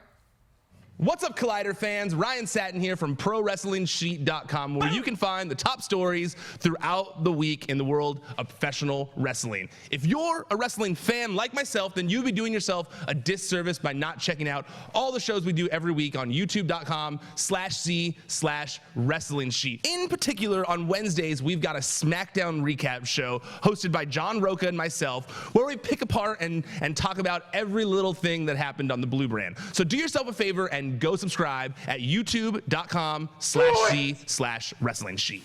Hey guys, Perry here to let you know about the new edition of Collider Movie Talk. We are going to 5 days a week. We have a short, sweet 20-minute show where we focus on the 2 biggest stories of the day. You can expect to see all of your favorite Collider personalities on the show, including Jeff Snyder, John Roca, Haley Fouch. You're getting Josh Macuga every Friday. We're going to have a blast. It's going to be informative, fun. Come join us, 3 p.m. PT Live every single day of the week, right here on the Collider Video YouTube channel. You can also find the show on the Collider Movie Talk feed on our podcast network, so go watch, go listen, however you prefer to get all of your movie news. Hey everyone, John Roca here, the host of Collider Sports Time. Well, you know, if you've been watching us every week, you know we break down the latest and the greatest in the world of sports, talk about the big issues, the big games, all of it with a rotating band of guests like Matt Nose and Josh Macuga. We've had Taylor Bisciotti on. We've had so many great guests. Now, if you want to see more of Sports Time or you want to try it out for the first time, remember to subscribe to Collider Sports YouTube channel. And if you want to take us along with you in your ears, you can go and subscribe to the Collider Sports podcast feed for all the sports goodness. Hey guys, it's Reilly here. Let me tell you about the Reilly Roundtable. You know it, right? It drops every Thursday on Collider Conversations, and I have guests from all across the space. John Roca, Gray Drake, Alexander Desplat came on at one point. We talk everything from movies, we talk about life, and everything in between. What do you want to hear? What do you want to talk about? It's the Reilly Roundtable every Thursday on Collider Conversations. You get it there. Hello, how are you guys doing? I'm Kristian Harloff. I'm the host of Collider Jedi Council. We talk about everything Star Wars, and if you want to catch our weekly show where we talk about the latest and greatest in Star Wars, it's movie news, it's canon, it's all of it. We take questions from you guys. How do you do it? Main channel, that's right here. Subscribe to this channel, and you can listen, you can watch, you can do all of it, but if you want to just listen to it, you got the podcast feed too. Stitcher, Spotify, Apple Podcasts, whatever it is, you can listen to it in your car. Do all of it. It's Star Wars. Episode 9's coming out, and then after Episode 9, you got TV shows, so we're going to be your sports center for Star Wars. Do it. Come on. Be real.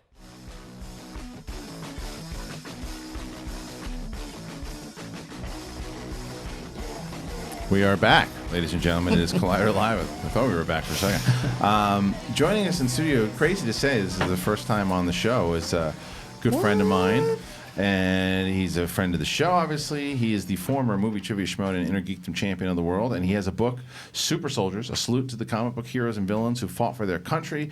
It is Jason Inman. Hello, Jason. How are you, man? Thanks for having me. Nice to have you, finally. Yeah, I mean, this is what happens when you work a real 9 to 5. Yeah, I know. You can't come on during 11 a.m. That damn 9 and 5 crushed my Schmoedown dreams. What does that mean? I don't even know what you've been up to. I've been working for CBS for the last year. Yeah. I've been a showrunner's assistant on this show called The Code, which is on CBS tonight, actually. It's airing right now. Oh my God, that's amazing. Congratulations. Who's in The Code? Luke Mitchell from Agents of S.H.I.E.L.D. Cool. And Dana Delaney, who was, for me, Lois Lane is Superman. Yeah. So that's really cool. So you've been enjoying it. I mean, yeah, it's great. I've told the story. It's kind of funny too because Jason was one of the most kind of dedicated and enthusiastic people that I had in the Schmoedown, and he came up to me like just right before he got the gig, and he's like, "I want to be involved in a faction. I want to be involved more in the storylines." So I'm like, all right. So we come up with this whole Horseman angle. Do the big reveal, and then he's like, "Hey, I got some bad news. So I'm not going to be around at all anymore." It was like the week. It was the week before we did the reveal too. I was like, "Yeah, I just got a job. I can't do Schmoedown for the next year for a long time." But we're happy for you, man. We're happy for the fact that you're always working. You're putting together you get your comic book that you work with your lovely wife on, and there's just so much stuff that you do. And now you got this book. So tell us a little bit about the book. Tell the fans about the book. Well, this book it's right here. It's real. It's awesome. Yeah, it has no pictures, has little pictures. But this is about, for a long time I've noticed that there's been a connection between the military and superheroes. And there are a lot of superhero comic book characters that I love that new book smells. Yeah, it smells good, yeah. Josh just looked like he took a whiff of crack. Yeah, he just took your book to his nose. He doesn't read books, but he smells them. He goes around. I'm going to have to charge you for that copy. Yeah. I saw that lick. Yeah. So there's a lot of connections between superhero comic book characters that have served in the military, and I served in the military, and I love comic books as well. And I wanted to examine each one of these comic book characters and see what their military service says about their storylines. Are they actually good soldiers? Are they bad soldiers? And really look at it from that angle, because I think some of the characters that are considered bad soldiers might surprise you. Yeah. How long did it take you? First of all, I get that you're in the military, and that's kind of What? I get that you were in the military. No. I get, but I get that that's kind of where the impetus of where this kind of came from. But I mean, like, where was the first idea where you said, wait a minute, I want to write a book about this. This is something that, because, like I said, you got your comic books, everything else. Well, it's sort of started because every year I do that drive, the John Comic Drive for service members, where I partner up with Operation Gratitude and I send comic books to soldiers overseas with Operation Gratitude. It sort of started there when I started that 4 years ago. Because, again, I learned... Sorry, this chapter title is amazing. Deathstroke, the worst military dad. That's great. That's a great chapter title. So ever since then, there's a lot more nerds in the military than we think about, because everybody thinks about like soldiers are just tough dudes, and that's the way that movies represent them. But there's a lot of nerds out there. Yeah, they're people just like everybody else. A lot of military in the Schmodown. Yeah. There's, Roca.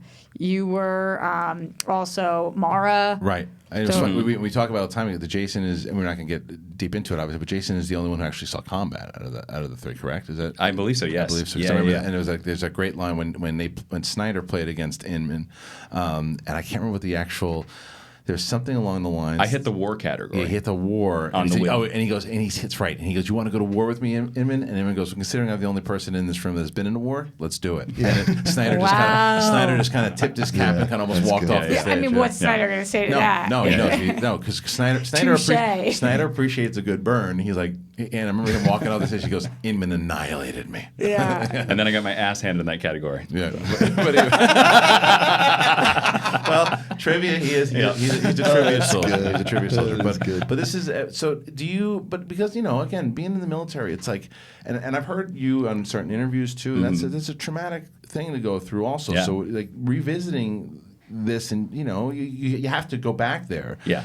Tough to do? It is tough to do. Yeah, because it makes you think about stuff that... I was in Iraq for most of 2005. Yeah. I got there around January 2nd in 2005, and I didn't leave until December 17th, 2005. That's how long I was there. Yeah. And also, that was the year when they first had their first elections. So that's when the insurgency ratcheted way up. Yeah. Now, men out there and women out there had worse years than I had, but it was starting. So it's interesting when I was putting some of the personal stories, and there are a lot of personal stories about my military time in there.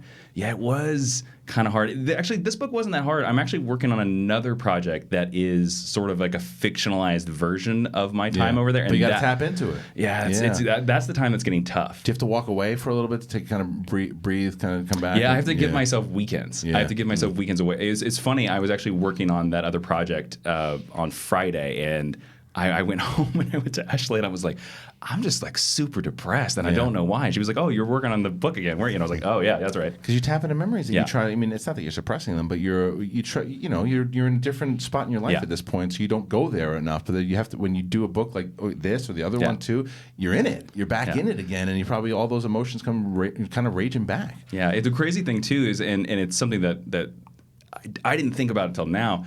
But I tell a lot of people this. I turned 22 in Iraq. Oh my God! That's how young I was in that combat zone.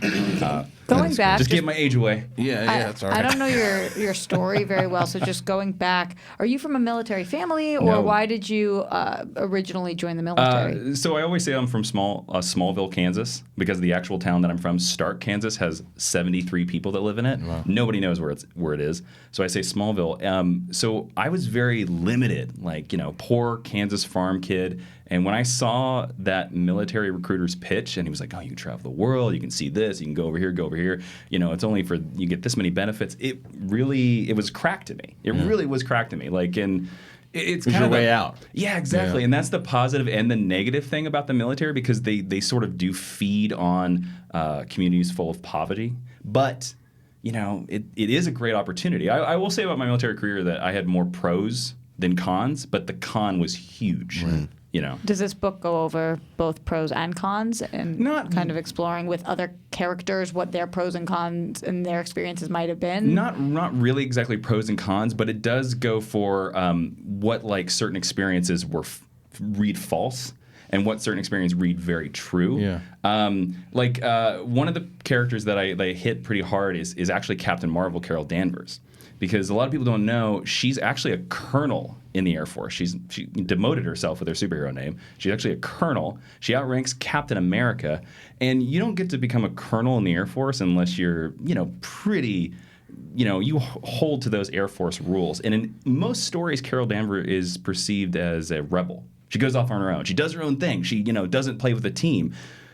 Most Air Force colonels, most colonels in any military service I know are very much team players because that's what the military is. So for her to constantly jive against that rings false as an Air Force character. Does it make you dislike her movie because you're sitting there thinking, this isn't actually how this would be, or do you have to try to separate those two things? I separate her thing because I always understand that adaptation. You got to adapt the movie. And her Air Force career was such a tiny part of that movie. I actually thought it was going to be more. I was actually a little disappointed that they didn't spend more time in the Air Force, because that's one of the things I love about Captain America: The First Avenger is that we spend so much time in his army career before he actually becomes Captain America.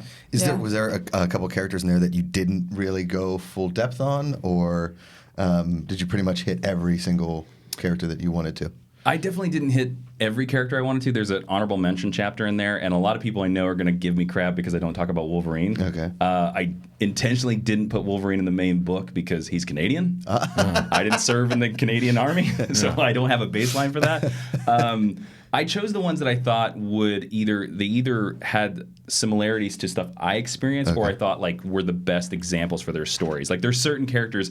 You brought up Deathstroke, of course, from Arrow. Yeah. He is the worst military dad of all time. He's probably the worst father I've ever seen in comic books because he's so obsessed with being a mercenary. There's another character who's very similar to that, who was also a bad dad, and I chose Deathstroke over that. Interesting. This is such a smart idea because the reason why it's so rare, and not because, like you said, there are soldiers who are very much into comic books and lore and everything too, but you just happen to be in the space. Yeah. You made your career in this too. So being able to blend really what you know, and that's what people always tell you, write what you know. It's a smart move too, because there aren't, I don't remember a lot of books like this or a lot of premises like this, and it's pretty intriguing to say what's accurate, what's not. It's like a lot of the times when you read those Star Wars things, we're like, how accurate could you make a Death Star? Could you make this? And this is kind of like what that is. It's like the books where they tell you that warp speed from Star Trek is completely false. Right. And that's a cool way to do that too. So would you ever kind of blend in, because you obviously love Star Trek, would you ever kind of blend into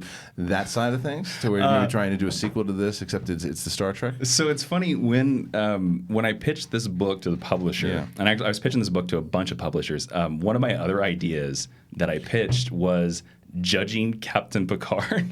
Oh yeah. I think my title for it was The Principles of Picard, and it was going to be looking at Star Trek Next Generation. That would have been a better title than the show that they're coming out. Really, Star Trek Picard. Oh man. But anyways, it's just Picard. Star Trek Picard. My idea was better. Did you hear What about was my House of Picards? I don't think he loves that one. Thanks, guys. But anyways, my book idea was kind of that I was analyzing Captain Picard and his decisions and what does it mean and stuff like that. I wanted to do a thing of this is how you live your life if you like Picard. Yeah, well, the book, once again, for everybody out there, is Super Soldiers, a salute to the comic book heroes and villains who fought for their country. It's by Jason Inman and drops tomorrow on June 18th. Amazon, all that stuff. It's on Amazon, Barnes & Noble, and I'm also, if you're in the LA area, I'm doing a signing this Saturday, June 22nd at Earth 2 in Sherman Oaks. That's great. Are you going to do an audiobook? There is an audiobook.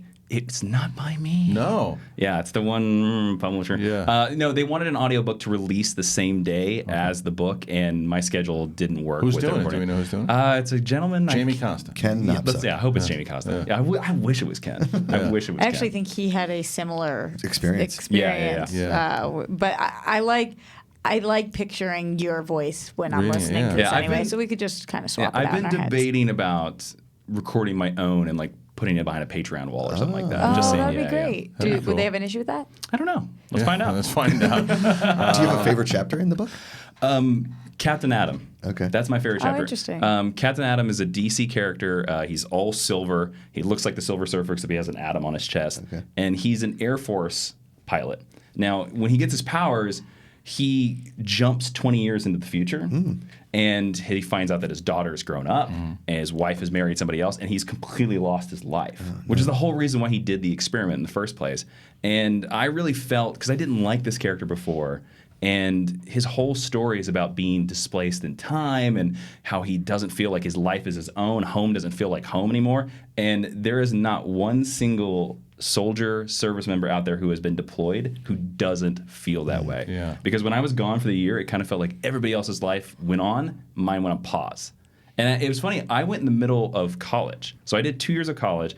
I got deployed. I came back, and I remember I was worried. I actually considered not finishing my college because I was like, well, all the other people have, like, my class is gone, and, like, I won't be able to graduate with them. Like, will I even feel comfortable sitting in a classroom? So did you start ROTC? Is that when? No, I enlisted. Oh, you enlisted. Is it hard not to feel a little bit like, okay, my life went on pause so that you guys could all continue living your lives and feel not resentment, but any kind of way about it when you come back? I'm certain people feel like that. I never did because at the end of the day, it's a job. I was paid. I did get a paycheck. I mean, yeah, the job really sucked at times, but I did get a paycheck. And, at the time, again, I was 21. It was more money than I'd ever made in my entire life. So that, I never felt that way. I always, was like, well, it's a job. I got paid. Right. Interestingly, when I was just looking through this, I can't believe how little I realized how many comic book characters had military backgrounds.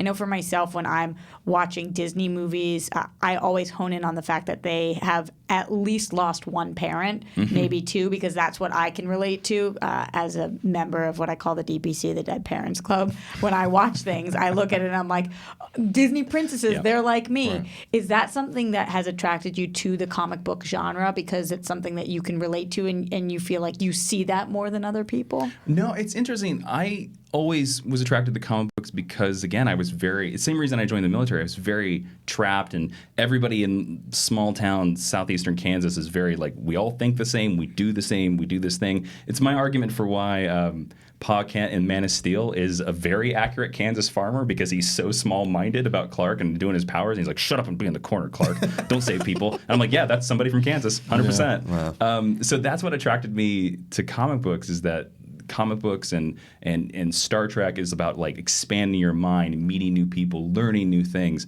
And it wasn't until after that I realized, like, oh, yeah, this has sort of become, I hate to say, a trope in comic books to, if I need to express that my character is badass, he, she were in the military. And it becomes a shorthand. And it bothers you? Sometimes it does. Yeah. Sometimes it really does. Is Spawn covered in here? Yeah, Spawn is in the honorable mentions because they retcon what he is. Like, at first he's just a Black Ops soldier, then he's CIA, then he's a Marine. Okay. So I was like, there's no real baseline there. Okay. Where's the Adam character you were talking about? Is he? Who would you like to see him if he got a movie? Who would you like to see him played by in the movie?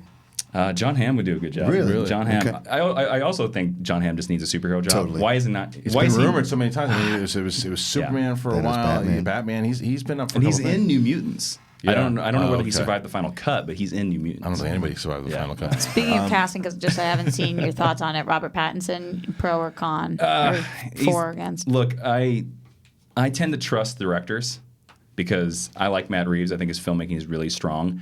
And I was very unsure about Heath Ledger, and I trusted Christopher Nolan, and it proved right. Yeah. So I'm going to trust Matt Reeves that he saw something in that audition. Well, I'm going to ask a question that I ask everybody so far. We have this thing. Did you see Good Time, or did you see The Rover? No. Okay. See, that really is the basis behind it, because, like, the thing is, what a reasonable response. Oh, his response was fantastic. but what I'm saying, I also, saw Cosmopolis. And he was fine. I liked him. Yeah. But those two movies, those are the ones that won me over, because I think everybody writes right away. But you think Twilight? Rightly so. Yeah. Rightly so. It was the movie that really made him a household name, right? It's his only movie I haven't seen.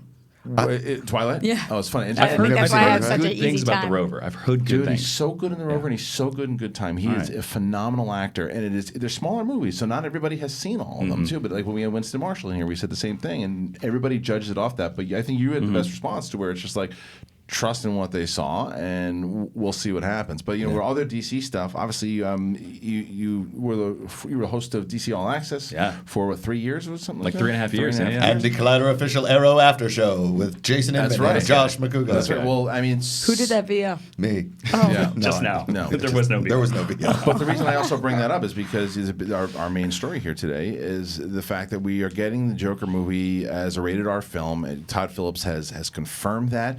I like this. Because I think we've seen so many versions already of the Joker in certain ways. This is not connecting to the other movies that they've done, Wonder Woman, all these. This is a standalone movie, so this is almost like what Logan did. I like this choice. I think it could be something pretty interesting, and they can really get to the depths that the Joker is. Do you agree with that? It should be rated R. Yeah. The greatest thing about this movie is that the advantage that DC has over Marvel is that they have a multiverse. And the idea that their movies could start taking advantage of that is awesome. Now, I'm so-so on this movie. Yeah. Because I think Joaquin Phoenix is a great actor.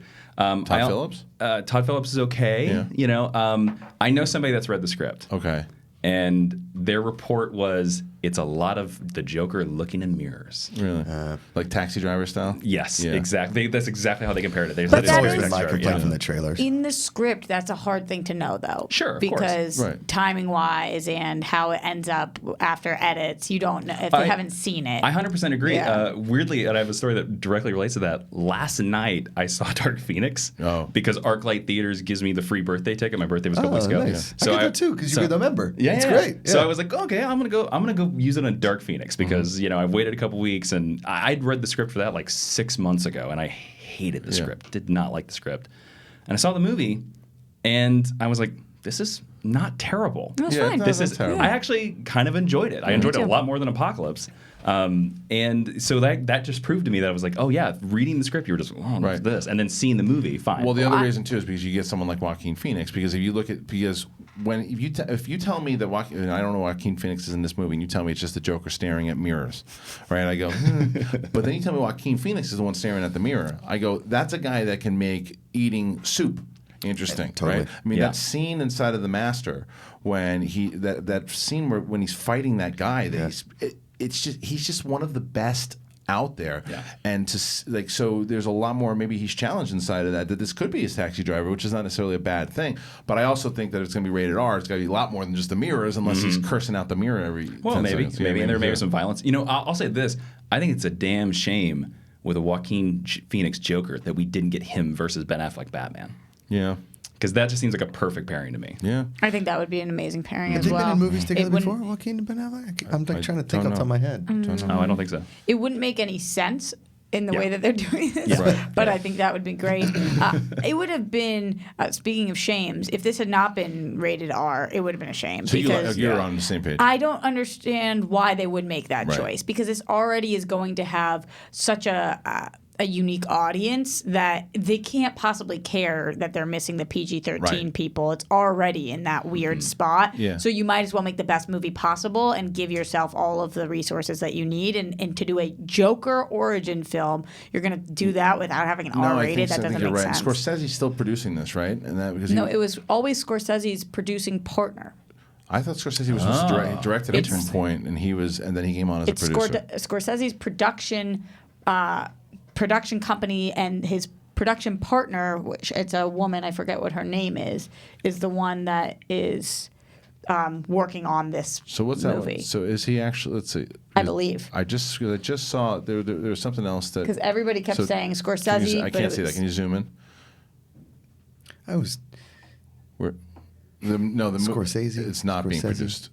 So Todd Gardner said that no, not the movie. The movie is not being produced by Martin Scorsese. I'm pretty sure it's his production partner, company, whatever her name was. Either way, like from even the script that Jason read or the trailers that we saw, it's got a very kind of mean streets. I could see mean streets. It's a comedian, a king of comedy. King of comedy. It's got a Scorsese feel to it. I mean, setting in the 70s is also an interesting idea. It's got that feel to it for sure. So Emma Tillinger joined to produce through Scorsese's company. So Roxy was absolutely right. Well Scorsese left his producing duties to other obligations, but he was originally producing. Yes. And then she took over. So either way, you can see why they have that feel, and because of that, if you go back to those movies in the 70s, those are gritty movies, man. So I want to see a gritty Joker movie. There's something about the 70s. Anytime they set anything in the 70s, like I know I'm one of the few people that watch The Deuce on HBO, but it's set in like late 70s, early. I mean, it's just like there's something about the 70s in this country and around the world there's just something gritty and dirty about it. Is that your favorite time period to have TV or movies, Jason? Yeah. The 70s? Totally. What about you guys? Like if I'm going with a period piece, I like stuff now and like, but 70s as far as a period, send me to the 70s. Yeah. I like the 60s. Yeah. Because the 60s is the weird divide between dirty 70s and the 50s being so hopeful. Yeah. And we were going to space and Kennedy's there. Like there's a brief moment in the 60s where the world kind of thought we might go peaceful, and then Kennedy gets shot and it's all destroyed. Right. Mm-hmm. Like the 30s, but because of the old school kind of, especially You want the Depression? When you think about, just when you think about It's like that dark. Capone and all that. The 20s and 30s. Yeah, 20s and 30s, like Right. that. How Chicago, because Capone changed Chicago. Yeah. I mean, Capone was the big gangster in New York. You watched Boardwalk Empire, didn't you? I didn't. I need to though. Man. I know. It's good. I know. Did you watch I it? need to. Oh, I know. I it's need to great. because Capone's a big character in that Totally. too. Right? Yeah. What are you watching these days? Because are you still watching all the CW stuff?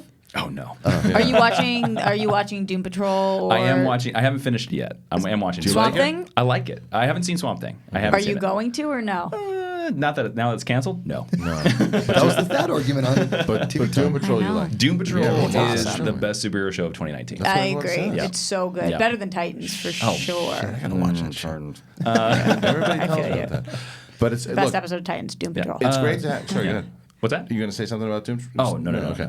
It's great to have your take on this, obviously too. But we next weekend is a huge event for us in the Schmodown, the Movie Trivia Schmodown. We have the main event with the Odd Couple putting the titles back on the line against the Shire Wolves. We got the Manager Bowl, which two of the people have been announced already. It's going to be John Roca and Eric Zipper, who will be representing their managers, and then there'll be three more that are announced pretty soon. Oh, so the managers pick their players, and the manager who wins gets to control the league for a month. There's a number one contender match right now. We know Paul Oyama is in that match. It will be either JTE or Liz Shannon Miller. But one of the other big matches is the Rachel Cushing puts the Intergeekdom Championship on the line July 20th against either Kevin the Smasher Smets, 3-0, rookie sensation, against the former Movie Trivia Schmodown Intergeekdom champion Mike Kalinowski. I would be remiss to not ask you, one of the best Intergeekdom players we've ever had. Oh, thank you. In the league, and one of the most beloved that we've ever had. So, it's true. I don't know if that's true. Oh, the fans loved you, man. Fans loved you, love yeah. Justice. But you've been watching these guys, and you know both of them. Kevin Smets and Kalinowski, who you got? I think it's easily Kevin. You think Kevin? I think it's easily Kevin. Wow. Yeah, I've heard that this guy. I've met Kevin. He's very lovely. He's very nice. I've heard he jogs with Schmodown questions in his ears. Really? I've been told this. Yeah. That's insane. Yeah. That is so insane. Let me ask you insane part of something. that is the jogging aspect. Why is he hearing that? Whose fault is that? Kaiser, probably. Kaiser. Yeah. And Smets, because he talks too Out much. for manager of the year. I know. They talk too much. Yeah, you should. I'm not especially. even in the Schmodown this You're year, not and I've even- heard that. But you shouldn't have heard it too, because if you ever came back, you talk about someone dangerous to have Yeah, that information. I know. But you think because of that, you think that he's going to take Mike? I just think that Kevin is so dialed in. Yeah. I think he's so focused in it. And I've seen Mike stumble the ball a lot. Yeah. And, I just think Kevin's not going to stumble. Mike is also focused in three areas Three right different now. divisions You right know, now. Yeah. he's got a match coming up against the Founding Fathers. And honestly, Janine. I feel like it is taking over his life Yeah. and his world. His poor girlfriend right Yeah. now. It is all he is doing, but you can't give it as much concentration to inner geekdom. It's different base of knowledge. Yeah, when you have those other things you have to be studying for. And I will say, Jason, that most people right now, my ears to the ground, are saying Smets is going to take this. Oh, yeah. I think Smets is going to take it. So, Yeah. Hypothetically, so if let's say you were still competing in the league, would who do you think your style you would match up better against? You mean Mike or Smets? Yeah. In terms of like the best match, or like who I would beat? Well, who you think? Well, yeah. I guess a little of both. A little of both. Well, technically, haven't I already beat Mike? No, because I beat him last year, or he was in some four-way. We never faced personally. You guys never one-on-one. really played one-on-ones. The divisions changed a little bit though And too. Mike has changed drastically. Mike's changed too, so we never got that Inman Kalinowski Better for worse. matchup that we wanted to. But just a straight up scrap. Like if you because you were studying a lot too, so you at your prime. I don't know. At my prime, it'd be interesting. I'll say this: I've never been worried about Mike. Yeah. Ever. Even when that was going to be a chance last year, Right. when he was starting to study, I wasn't worried about Mike. Yeah. It's no offense to Mike, just wasn't worried about Mike. Smets is scary. You fed him a little bit. Smets is scary. Kevin's yeah, he's so dialed in. Like Kevin is just like memorizing flashcards and doing weird stuff like that. But I will. Why does he know that? Yeah, that's the truth. Yeah. I've been playing some matches against Kevin, just watching them in the background here and like that. I've tied him every time. Okay. I've never beaten him. Wow. So I've tied him. But do you think under the lights you would get the same score? I don't know, and that's the thing, right? Sitting, that's what the fans are like. Oh, I don't know, I beat your ass. Yeah, you never know when you're on there and you have to focus and think about it. Mm-hmm. When you're casually sitting back with a glass of wine, hanging out. Well, I make sure that I don't read the questions. I've always done that when I studied, and I still do that today. I just listen to it. I listen to it because you have to listen to it too. And I try to give myself the same amount of time. If I can't come up with it before they come up with it, then I've lost. Do you write it down? I little hashtags. Yeah. All right, good. You still got it in your blood, so it's a chance. But I will. I don't know, man. I will say, like, some of these questions are just insane. Deep cuts. Yeah, they're so deep cuts. At this point, because I used to be able to kind of hang in inner geekdom, if any of the leagues, that was the one I would answer a few. Because usually I'll get one question an entire round. Right. That one I would get maybe 5 sometimes. I don't know anything anymore. The questions they're asking these days, I don't know anything. Yeah, that was the thing. So when we first started it, you got an Inner Geekdom match like once every like 2 or 3 months, and now it's a full-on division where you have them all the time. That it's just like there's just so many questions. It's getting to the point like the spelling bee. You guys saw what happened this year. The spelling bee, the spellers, they 8-way tie. They beat the dictionary. That's crazy. They beat the dictionary. I will say Jeopardy. Yeah, same thing. I will say this: no matter who wins in Kalinowski and Kevin, you think Rachel's going to beat him? Rachel keeps both. Rachel keeps the title. You think so? Yep, 100%. Even though it's at Comic-Con. See, now that's the one thing, but this isn't her first live event, is it? This is her third live event. This is her third live event. So it's like, to me, this is old hat. This is Kevin's first. Second, if you can count the free-for-all. But it'll be his first belt defense, which is tough. Right. And on top of that, a live event. But what if it's Mike and not Kevin going against Rachel? In a live event. In a live event where that's where Mike really shines. He does not freak out under the lights. And he's a little bit of a crap talker. Yeah. It'll be down to the wire. Yeah. 100% it'll be down to the wire. Who do you think she would have a harder time beating, though? She'd have a harder time beating Mike. Yeah, I think so, too. I think so, too. I think she keeps it. You're at Comic-Con this year, right? For one day. Oh, only one day. Are you bringing the book? Yeah, I'm going to do some signings for the book. Cool. Yeah, nice. yeah. And just a reminder to everybody. But we might talk. I might see if I can swing by. That would be great. Yeah. That would be great. Once again, guys, we're here with Jason Inman. He's got his book, Super Soldiers, A Salute to the Comic Book Heroes and Villains Who Fought for Their Country. It drops tomorrow, June 18th. Make sure you go and get that book everywhere that you can. Go check out Amazon, a lot of different other places, too, for Jason Inman. Reilly's out in the booth. And, Reilly, let's open up those phone lines and get some Facebook questions and some Twitter questions in here too. Is there anything else as far as news that we should be covering?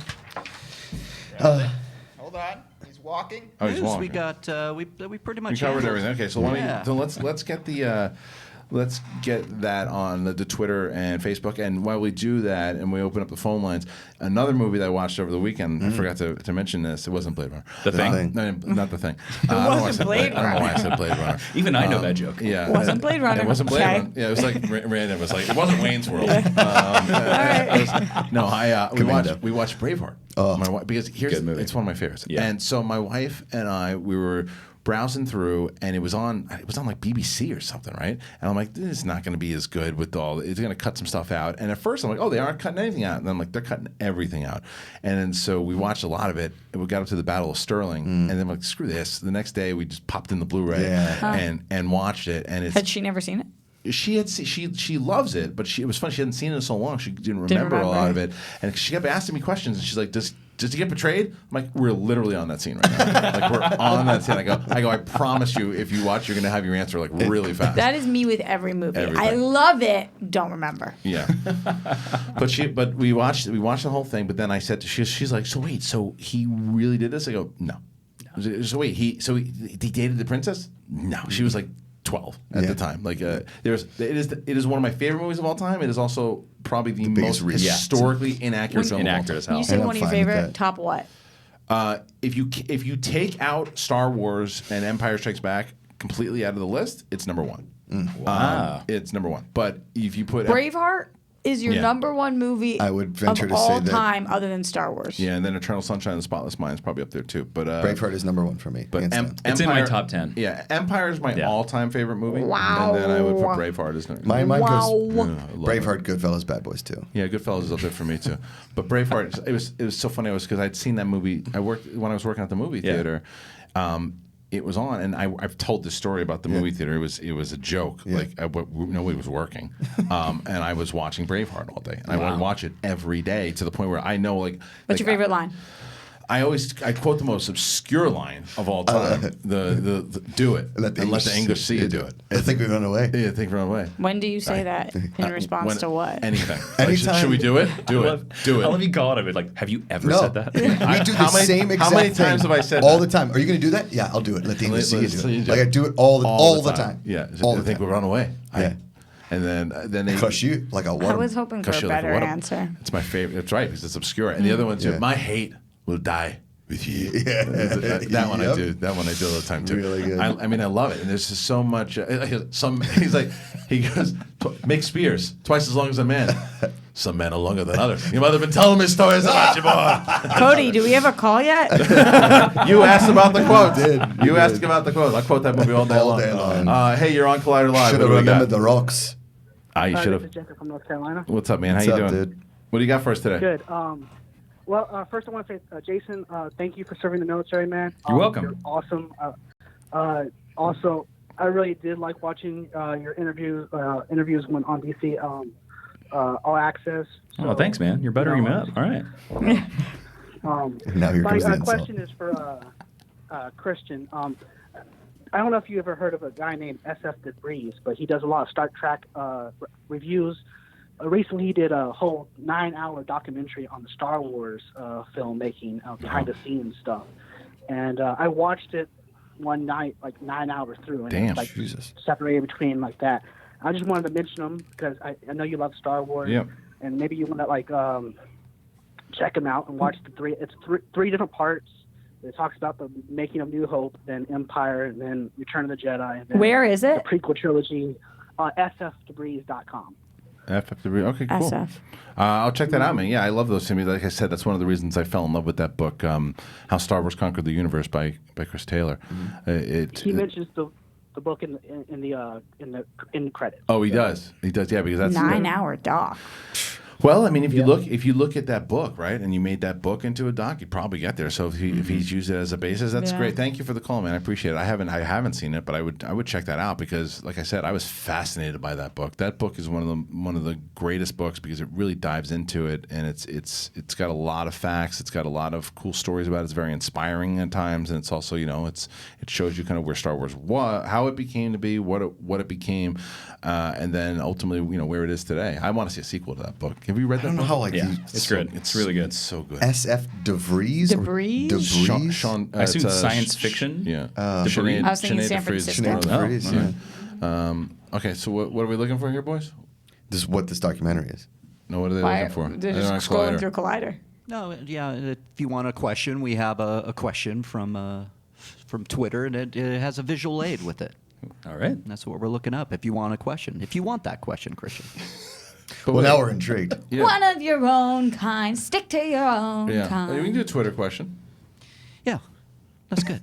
Great. What do you think? Riley, what the hell is happening? Yeah, they were going down just Collider, being weird. but they were going on Collider.com, not Twitter.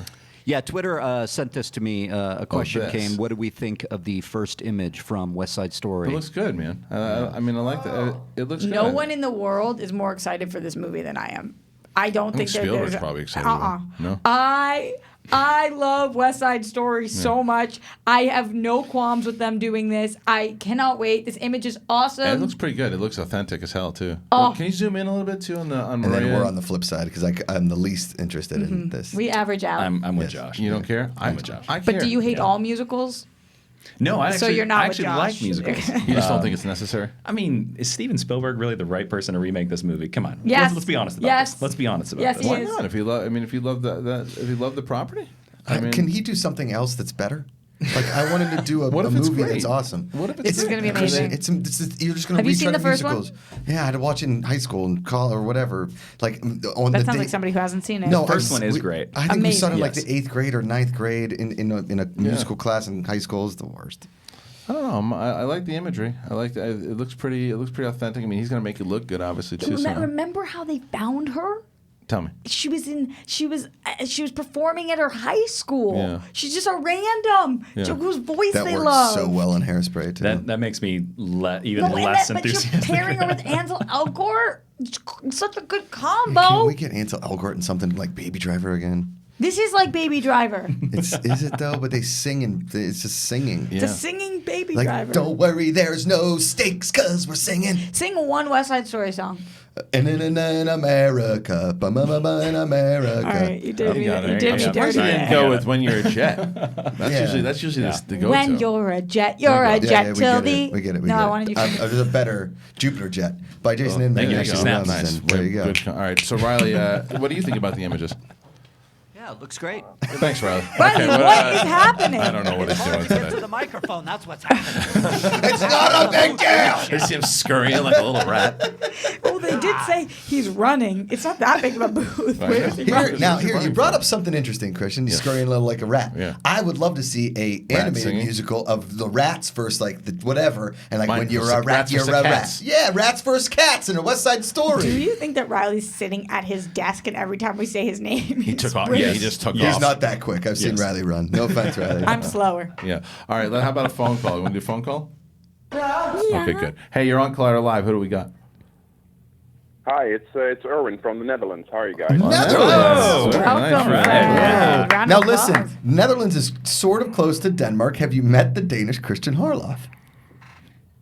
No, but he sounds a lot like German. This is true. This is true. German. You're right. That's our neighbor country. Okay, good. So you are on. You were calling from the Netherlands, so we got to give you your due time here. What would you like to talk about? Going Dutch. All right. First off, I think Braveheart's in my top 5. All time. So probably top 3. So just wanted to get it out there. Thank you. It's an awesome movie. It came out. What year? 95. 95, right? So I was 95. 15. So Yeah. 95. It's just an awesome movie, and You're right. I don't. Mel Gibson is not the best. Has not the best reputation right now, but that movie still rocks. The movie was Yes. Right now. My question. back then. Back then he wasn't. He was still beloved. It's been back a little then. bit, though. It's been a little bit. Yeah. Yeah, for now. Yeah. It's not that good. So my question is, I'm still a fan of physical media, right? So Blu-ray discs and stuff like that, and I love the behind-the-scenes documentaries and director commentaries. But going to streaming, do you guys think that streaming services should also implement that? Just post documentaries on Netflix or Hulu. We don't get Hulu here, by the way, but on streaming services and also post the director's commentaries and stuff like that. Oh, I see what you're saying. Absolutely, and most of my digital copies do include that. Digital copies do, yeah. Yeah, but not but- like Netflix and stuff, right? Well, like HBO now had theirs for a lot of different shows. HBO a lot of times does that behind the Behind the scenes. scenes, For yeah. shows, yeah, but for actual movies to be able to include them as well too. But for perfect example, you talk about Braveheart, right? When I was looking at Braveheart, there was stuff like behind the scenes stuff I had never seen before that was included. I've never seen anywhere before. Do you know what's crazy? The weird thing that comes into my mind during Braveheart is back in the day when people actually watched MTV for the music videos, they were doing a. I think it was a day. What was the show with the dude from Pittsburgh that fell off the cliff in Seinfeld? He's the sports, HBO Sports. Okay. Or not? I mean MTV Sports. MTV Sports. He's like the really good looking. Hey, don't eat. They said Dan Cortez. Cortez. Thank you. Yeah, Dan Cortez. Okay. Dan Cortez. Yes, Roxy. Boom, shakalaka. So Dan Cortez went to the set of Braveheart where they were shooting it, and they put him in as an extra in the movie. Oh, is he and really? you can see him in like one quick shot. You see Dan Cortez as an extra in Braveheart, and they're interviewing. Really? Yeah, and they're interviewing Mel Gibson, and he's speaking with the Scottish accent. He's like, I've not spoken Scottish with the Scottish accent in a year. So he stayed in that accent for a year, and they were going through all the sword training that he was doing in Braveheart. It was one of the coolest things. But to go back to that thing, those behind the scenes things of all those movies, that's the only reason I would watch a Blu-ray, because I watch everything streaming. I mean, I have a Blu-ray player. Right. Yeah. My thing is, if it plays automatically, I'm watching it. Right. I very rarely click on Look for something it. additional. So I just wanted to keep I'm playing. about to click on something. I want Alex to click on this. Dan Cortez Braveheart. Yeah. I want to see if that pops up. Yeah. Please see. I want to see Dan Cortez. Cortez like SE. Yeah. But did you guys see the Lord of the Rings? You know, the extended editions, all those video. Go to video, Alex. Awesome. Those are great, right? Absolutely. What man. happened to Dan Cortez? Did you do voiceover in the Netherlands? Because you got a great voice. I don't know if they in a world, but in Dane. Thanks, man. Yeah. Appreciate that. Doesn't seem to be. Well, thank you for the phone call. Yeah, dude. Nothing from Dan Cortez on Braveheart here, but we'll have to. I can't believe that all three of you top 5 favorite movies: Braveheart, 100%, and our caller. Yeah. It's just Gladiator, Braveheart, Goodfellas, Bad Boys 2. Yeah, it's so funny because even though, like I said, there's so much, because Robert the Bruce is more looked upon in Scotland as a big hero than William Wallace is. Do you think that has the potential to be one of your top 5 favorite movies? I don't know, and I'll tell you why. Even though I'm going to watch it, like the second it comes out, they're doing a Robert the Bruce movie with they already did. It's called Outlaw King. No, I know, but with the same guy who played Robert the Bruce in Braveheart. Really? Yeah. I'm in. And he wrote it and directed it. Oh, I'm in. Yeah. Wow. There's a trailer out. There's a trailer out, and so he, the only thing that I'm worried about, it's a smaller movie, obviously. It's a small movie. What I'm worried about is that I think it's going to be more about the story of him being taken in by these kids. We had one of the kids on the show. Yeah. But as opposed to like him, seeing what's going to happen with Robert the Bruce and how he eventually became like the big leader that he was. But there is so much that was just not true in Braveheart. Well, even their outfits are completely wrong. Yeah, they did that. Apparently, that's like 300 years too early for those outfits. There's a lot. I mean, even because Longshanks was definitely looked upon as like a ruthless king. Yeah. But he had more relationships with the Scots. More so in Outlaw King, that was more a good portrayal of Longshanks than even in this, but because his son, there is no confirmation about how he's portrayed in Braveheart to how he is in real life. But again, you have to separate it and say this is just a movie. Isn't it funny how when you love something, it really doesn't matter if it's factual or not? No. Like, as long as it doesn't say like this is what happened. Right. It depends on why you're watching it. A good story is a good story. It doesn't matter how wrong it is. It just depends on why you're watching the movie too. If you are a huge like historian, like I can see why people in Scotland were pissed off at the movie. If they were going to watch a historically accurate film, that's not it. What's that shite? Yeah. You can see where they would piss you off. But keep going, Josh. No. He's good. Yeah. All right. Let's take another phone call. Okay. Thank you. Hey, you're on Collider Live. She's going bananas over there. You're on Collider Live. Who do we got? This is Smets. There he is. The Smasher is here. So, are you here to try to get Jason Inman out of retirement, or what are you calling? Yes, come on, Jason. You know you want it. Man, the retirement benefits are so great. They really are. I have to say something. I have to defend Kaiser a little bit on. First of all, Von Kaiser from Mike Tyson's Punch-Out.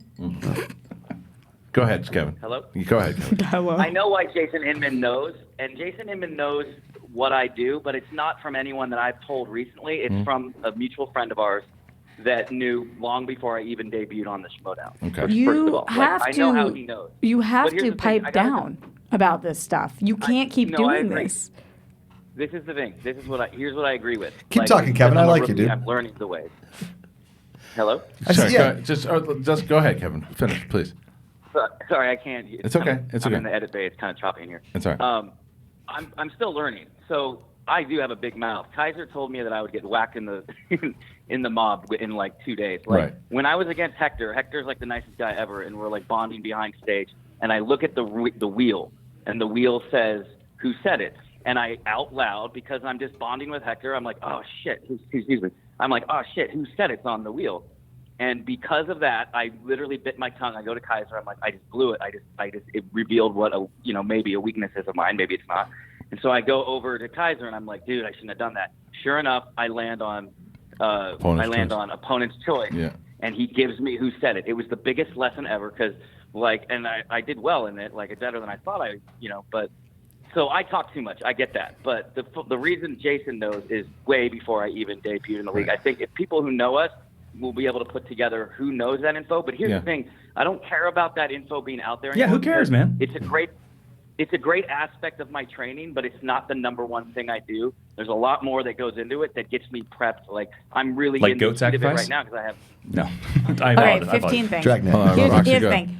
First of all, for anybody who forgot, you just reminded everybody that your weakness is who said it. So you just called into a radio show and told the whole entire world, which is fine. I don't care. Like it's fine. It's a weakness.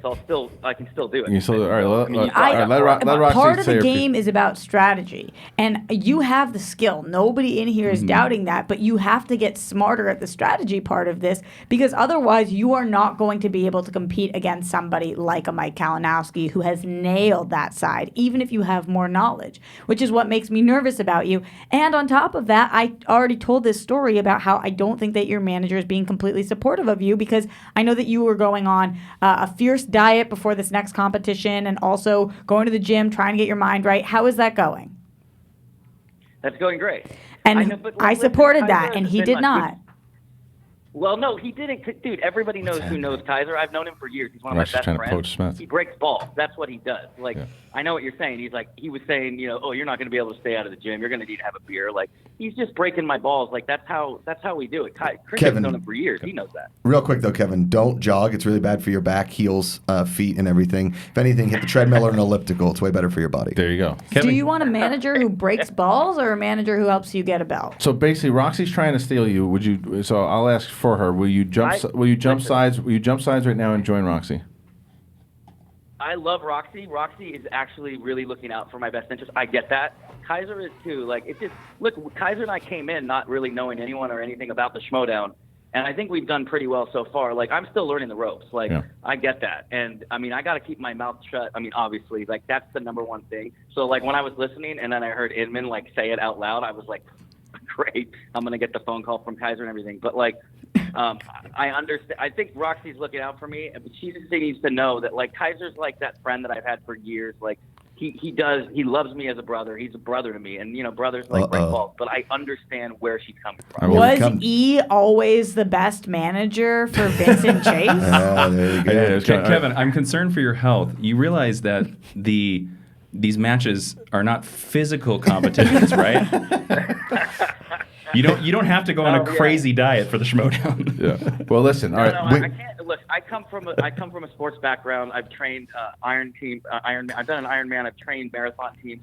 It's all about like you do a build and then you do a taper, and it's the same when it goes with training. But when you're working out and you're physically fit, you know that above anything else with your training in the military, like when you have more oxygen going into the brain, your brain functions at a higher level. So sure, but I didn't jog 5 miles for a Schmodown. Yeah. Well, look. All right. So Kevin, Stay safe. But Kevin, Kevin. the Smasher Smets here. So wait, real quick, Kevin. Okay, if you started a faction, could you call it the Smets Gala? Here's a crazy. I'm not saying this will actually happen. Could I steal you away from Kaiser?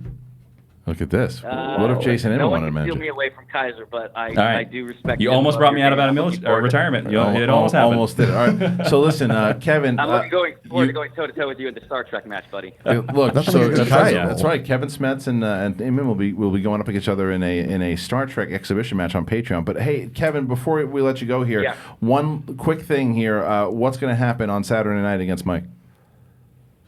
Saturday night, what's going to happen is you're going to see the Smasher win.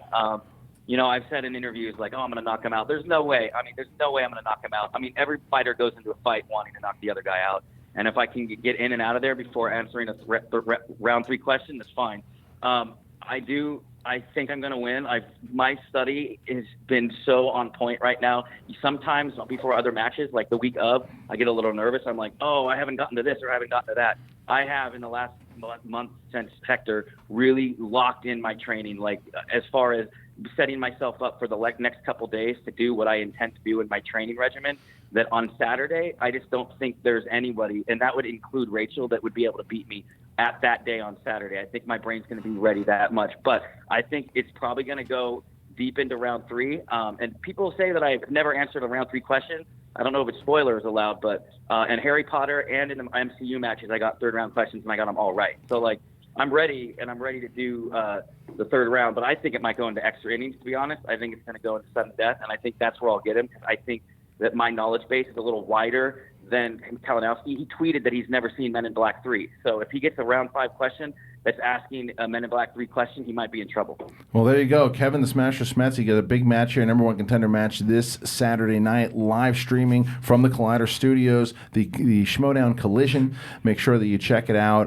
You can get tickets at the schmoedownlive.com and tune in. We're going to do a pre-show at 2 p.m. PST on the channel that will be live to everyone, and then a post-show afterwards. So thank you again, Kevin, for joining us. That's going to be a hell of a match. Very specific. Thanks. Love you guys. Good luck, man. Thanks, Roxy. Thanks, Jason. Thanks, everyone. If he gets a Men in Black 3 question, then he's screwed. You're right, It's just very one. Yeah. specific. It is a comic book. It could show up. I know, but it's a very specific. That's what he's hoping I for. really hope one shows up now. I wish there was a better pun than Smasher, like smithereens. You know, Are you thinking about the Black Mirror episode? No, like Smets, smithereens, something like that. I don't know. Cool. I'll still say, like, Kevin, you leave Kaiser. I'll be your manager. I feel that same way. Leave Kaiser. But he's making major mistakes right now. I mean, the fact that he called in this radio show to retell everybody what his weakness is. What would you do if Andreyko I would did that? murder him. But Andreyko and Snyder would never do that. Snyder won't even tell me what his strengths and weaknesses are until we are like in a hidden. He is so paranoid about this stuff. Yeah. And Andreyko too. They're the smartest players in the league. I love it. All right, let's do one more phone call. Not right now, Derek. All right, let's do one more Twitter question before we get going. Riley, got anything? Are you back at your desk? Yeah, no, I'm here. I'm here. Oh, he was I've really got a here. question for everybody, but Sure. it's geared to Jason. Sure. Brian C. Knight writes, Jason's thoughts on Tom King co-writing New Gods with Ava DuVernay. Also, what's everybody's comic character you would love to write? Ooh, that's a double good question. First off, I'll say Tom King's a friend of mine. He's a very lovely gentleman, and I actually think he's a great choice for this because I have a feeling the New Gods is such a heady concept. It's impossible to understand. It's Jack Kirby. It's based on metaphor.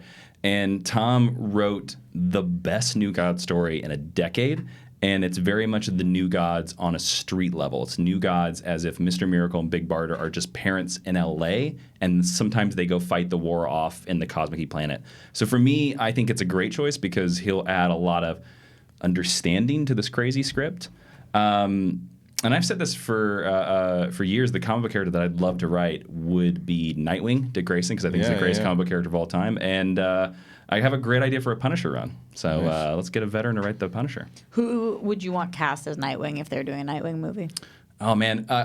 Matt Bomer, I think, would be a great Dick Grayson. His name has been up for everything. He's doing such a good job on Doom He's a Patrol. treasure. Who would you take?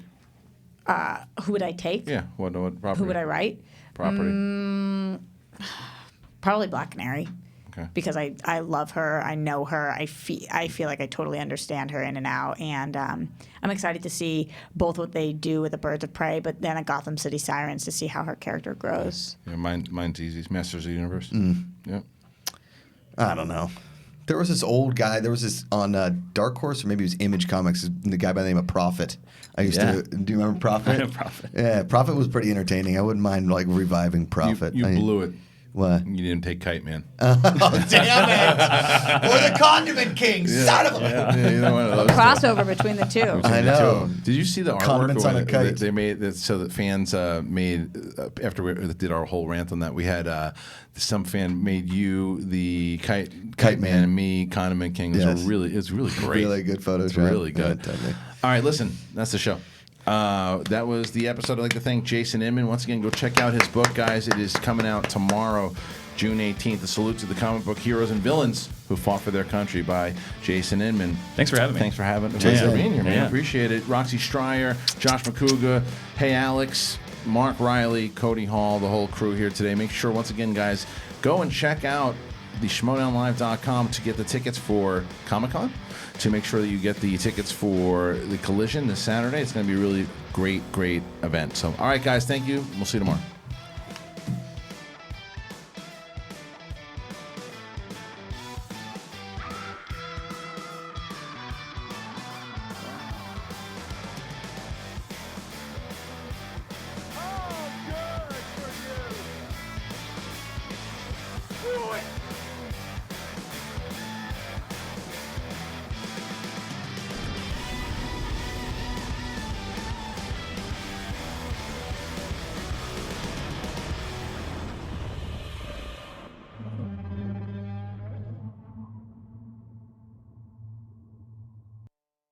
Gosh, I love movies.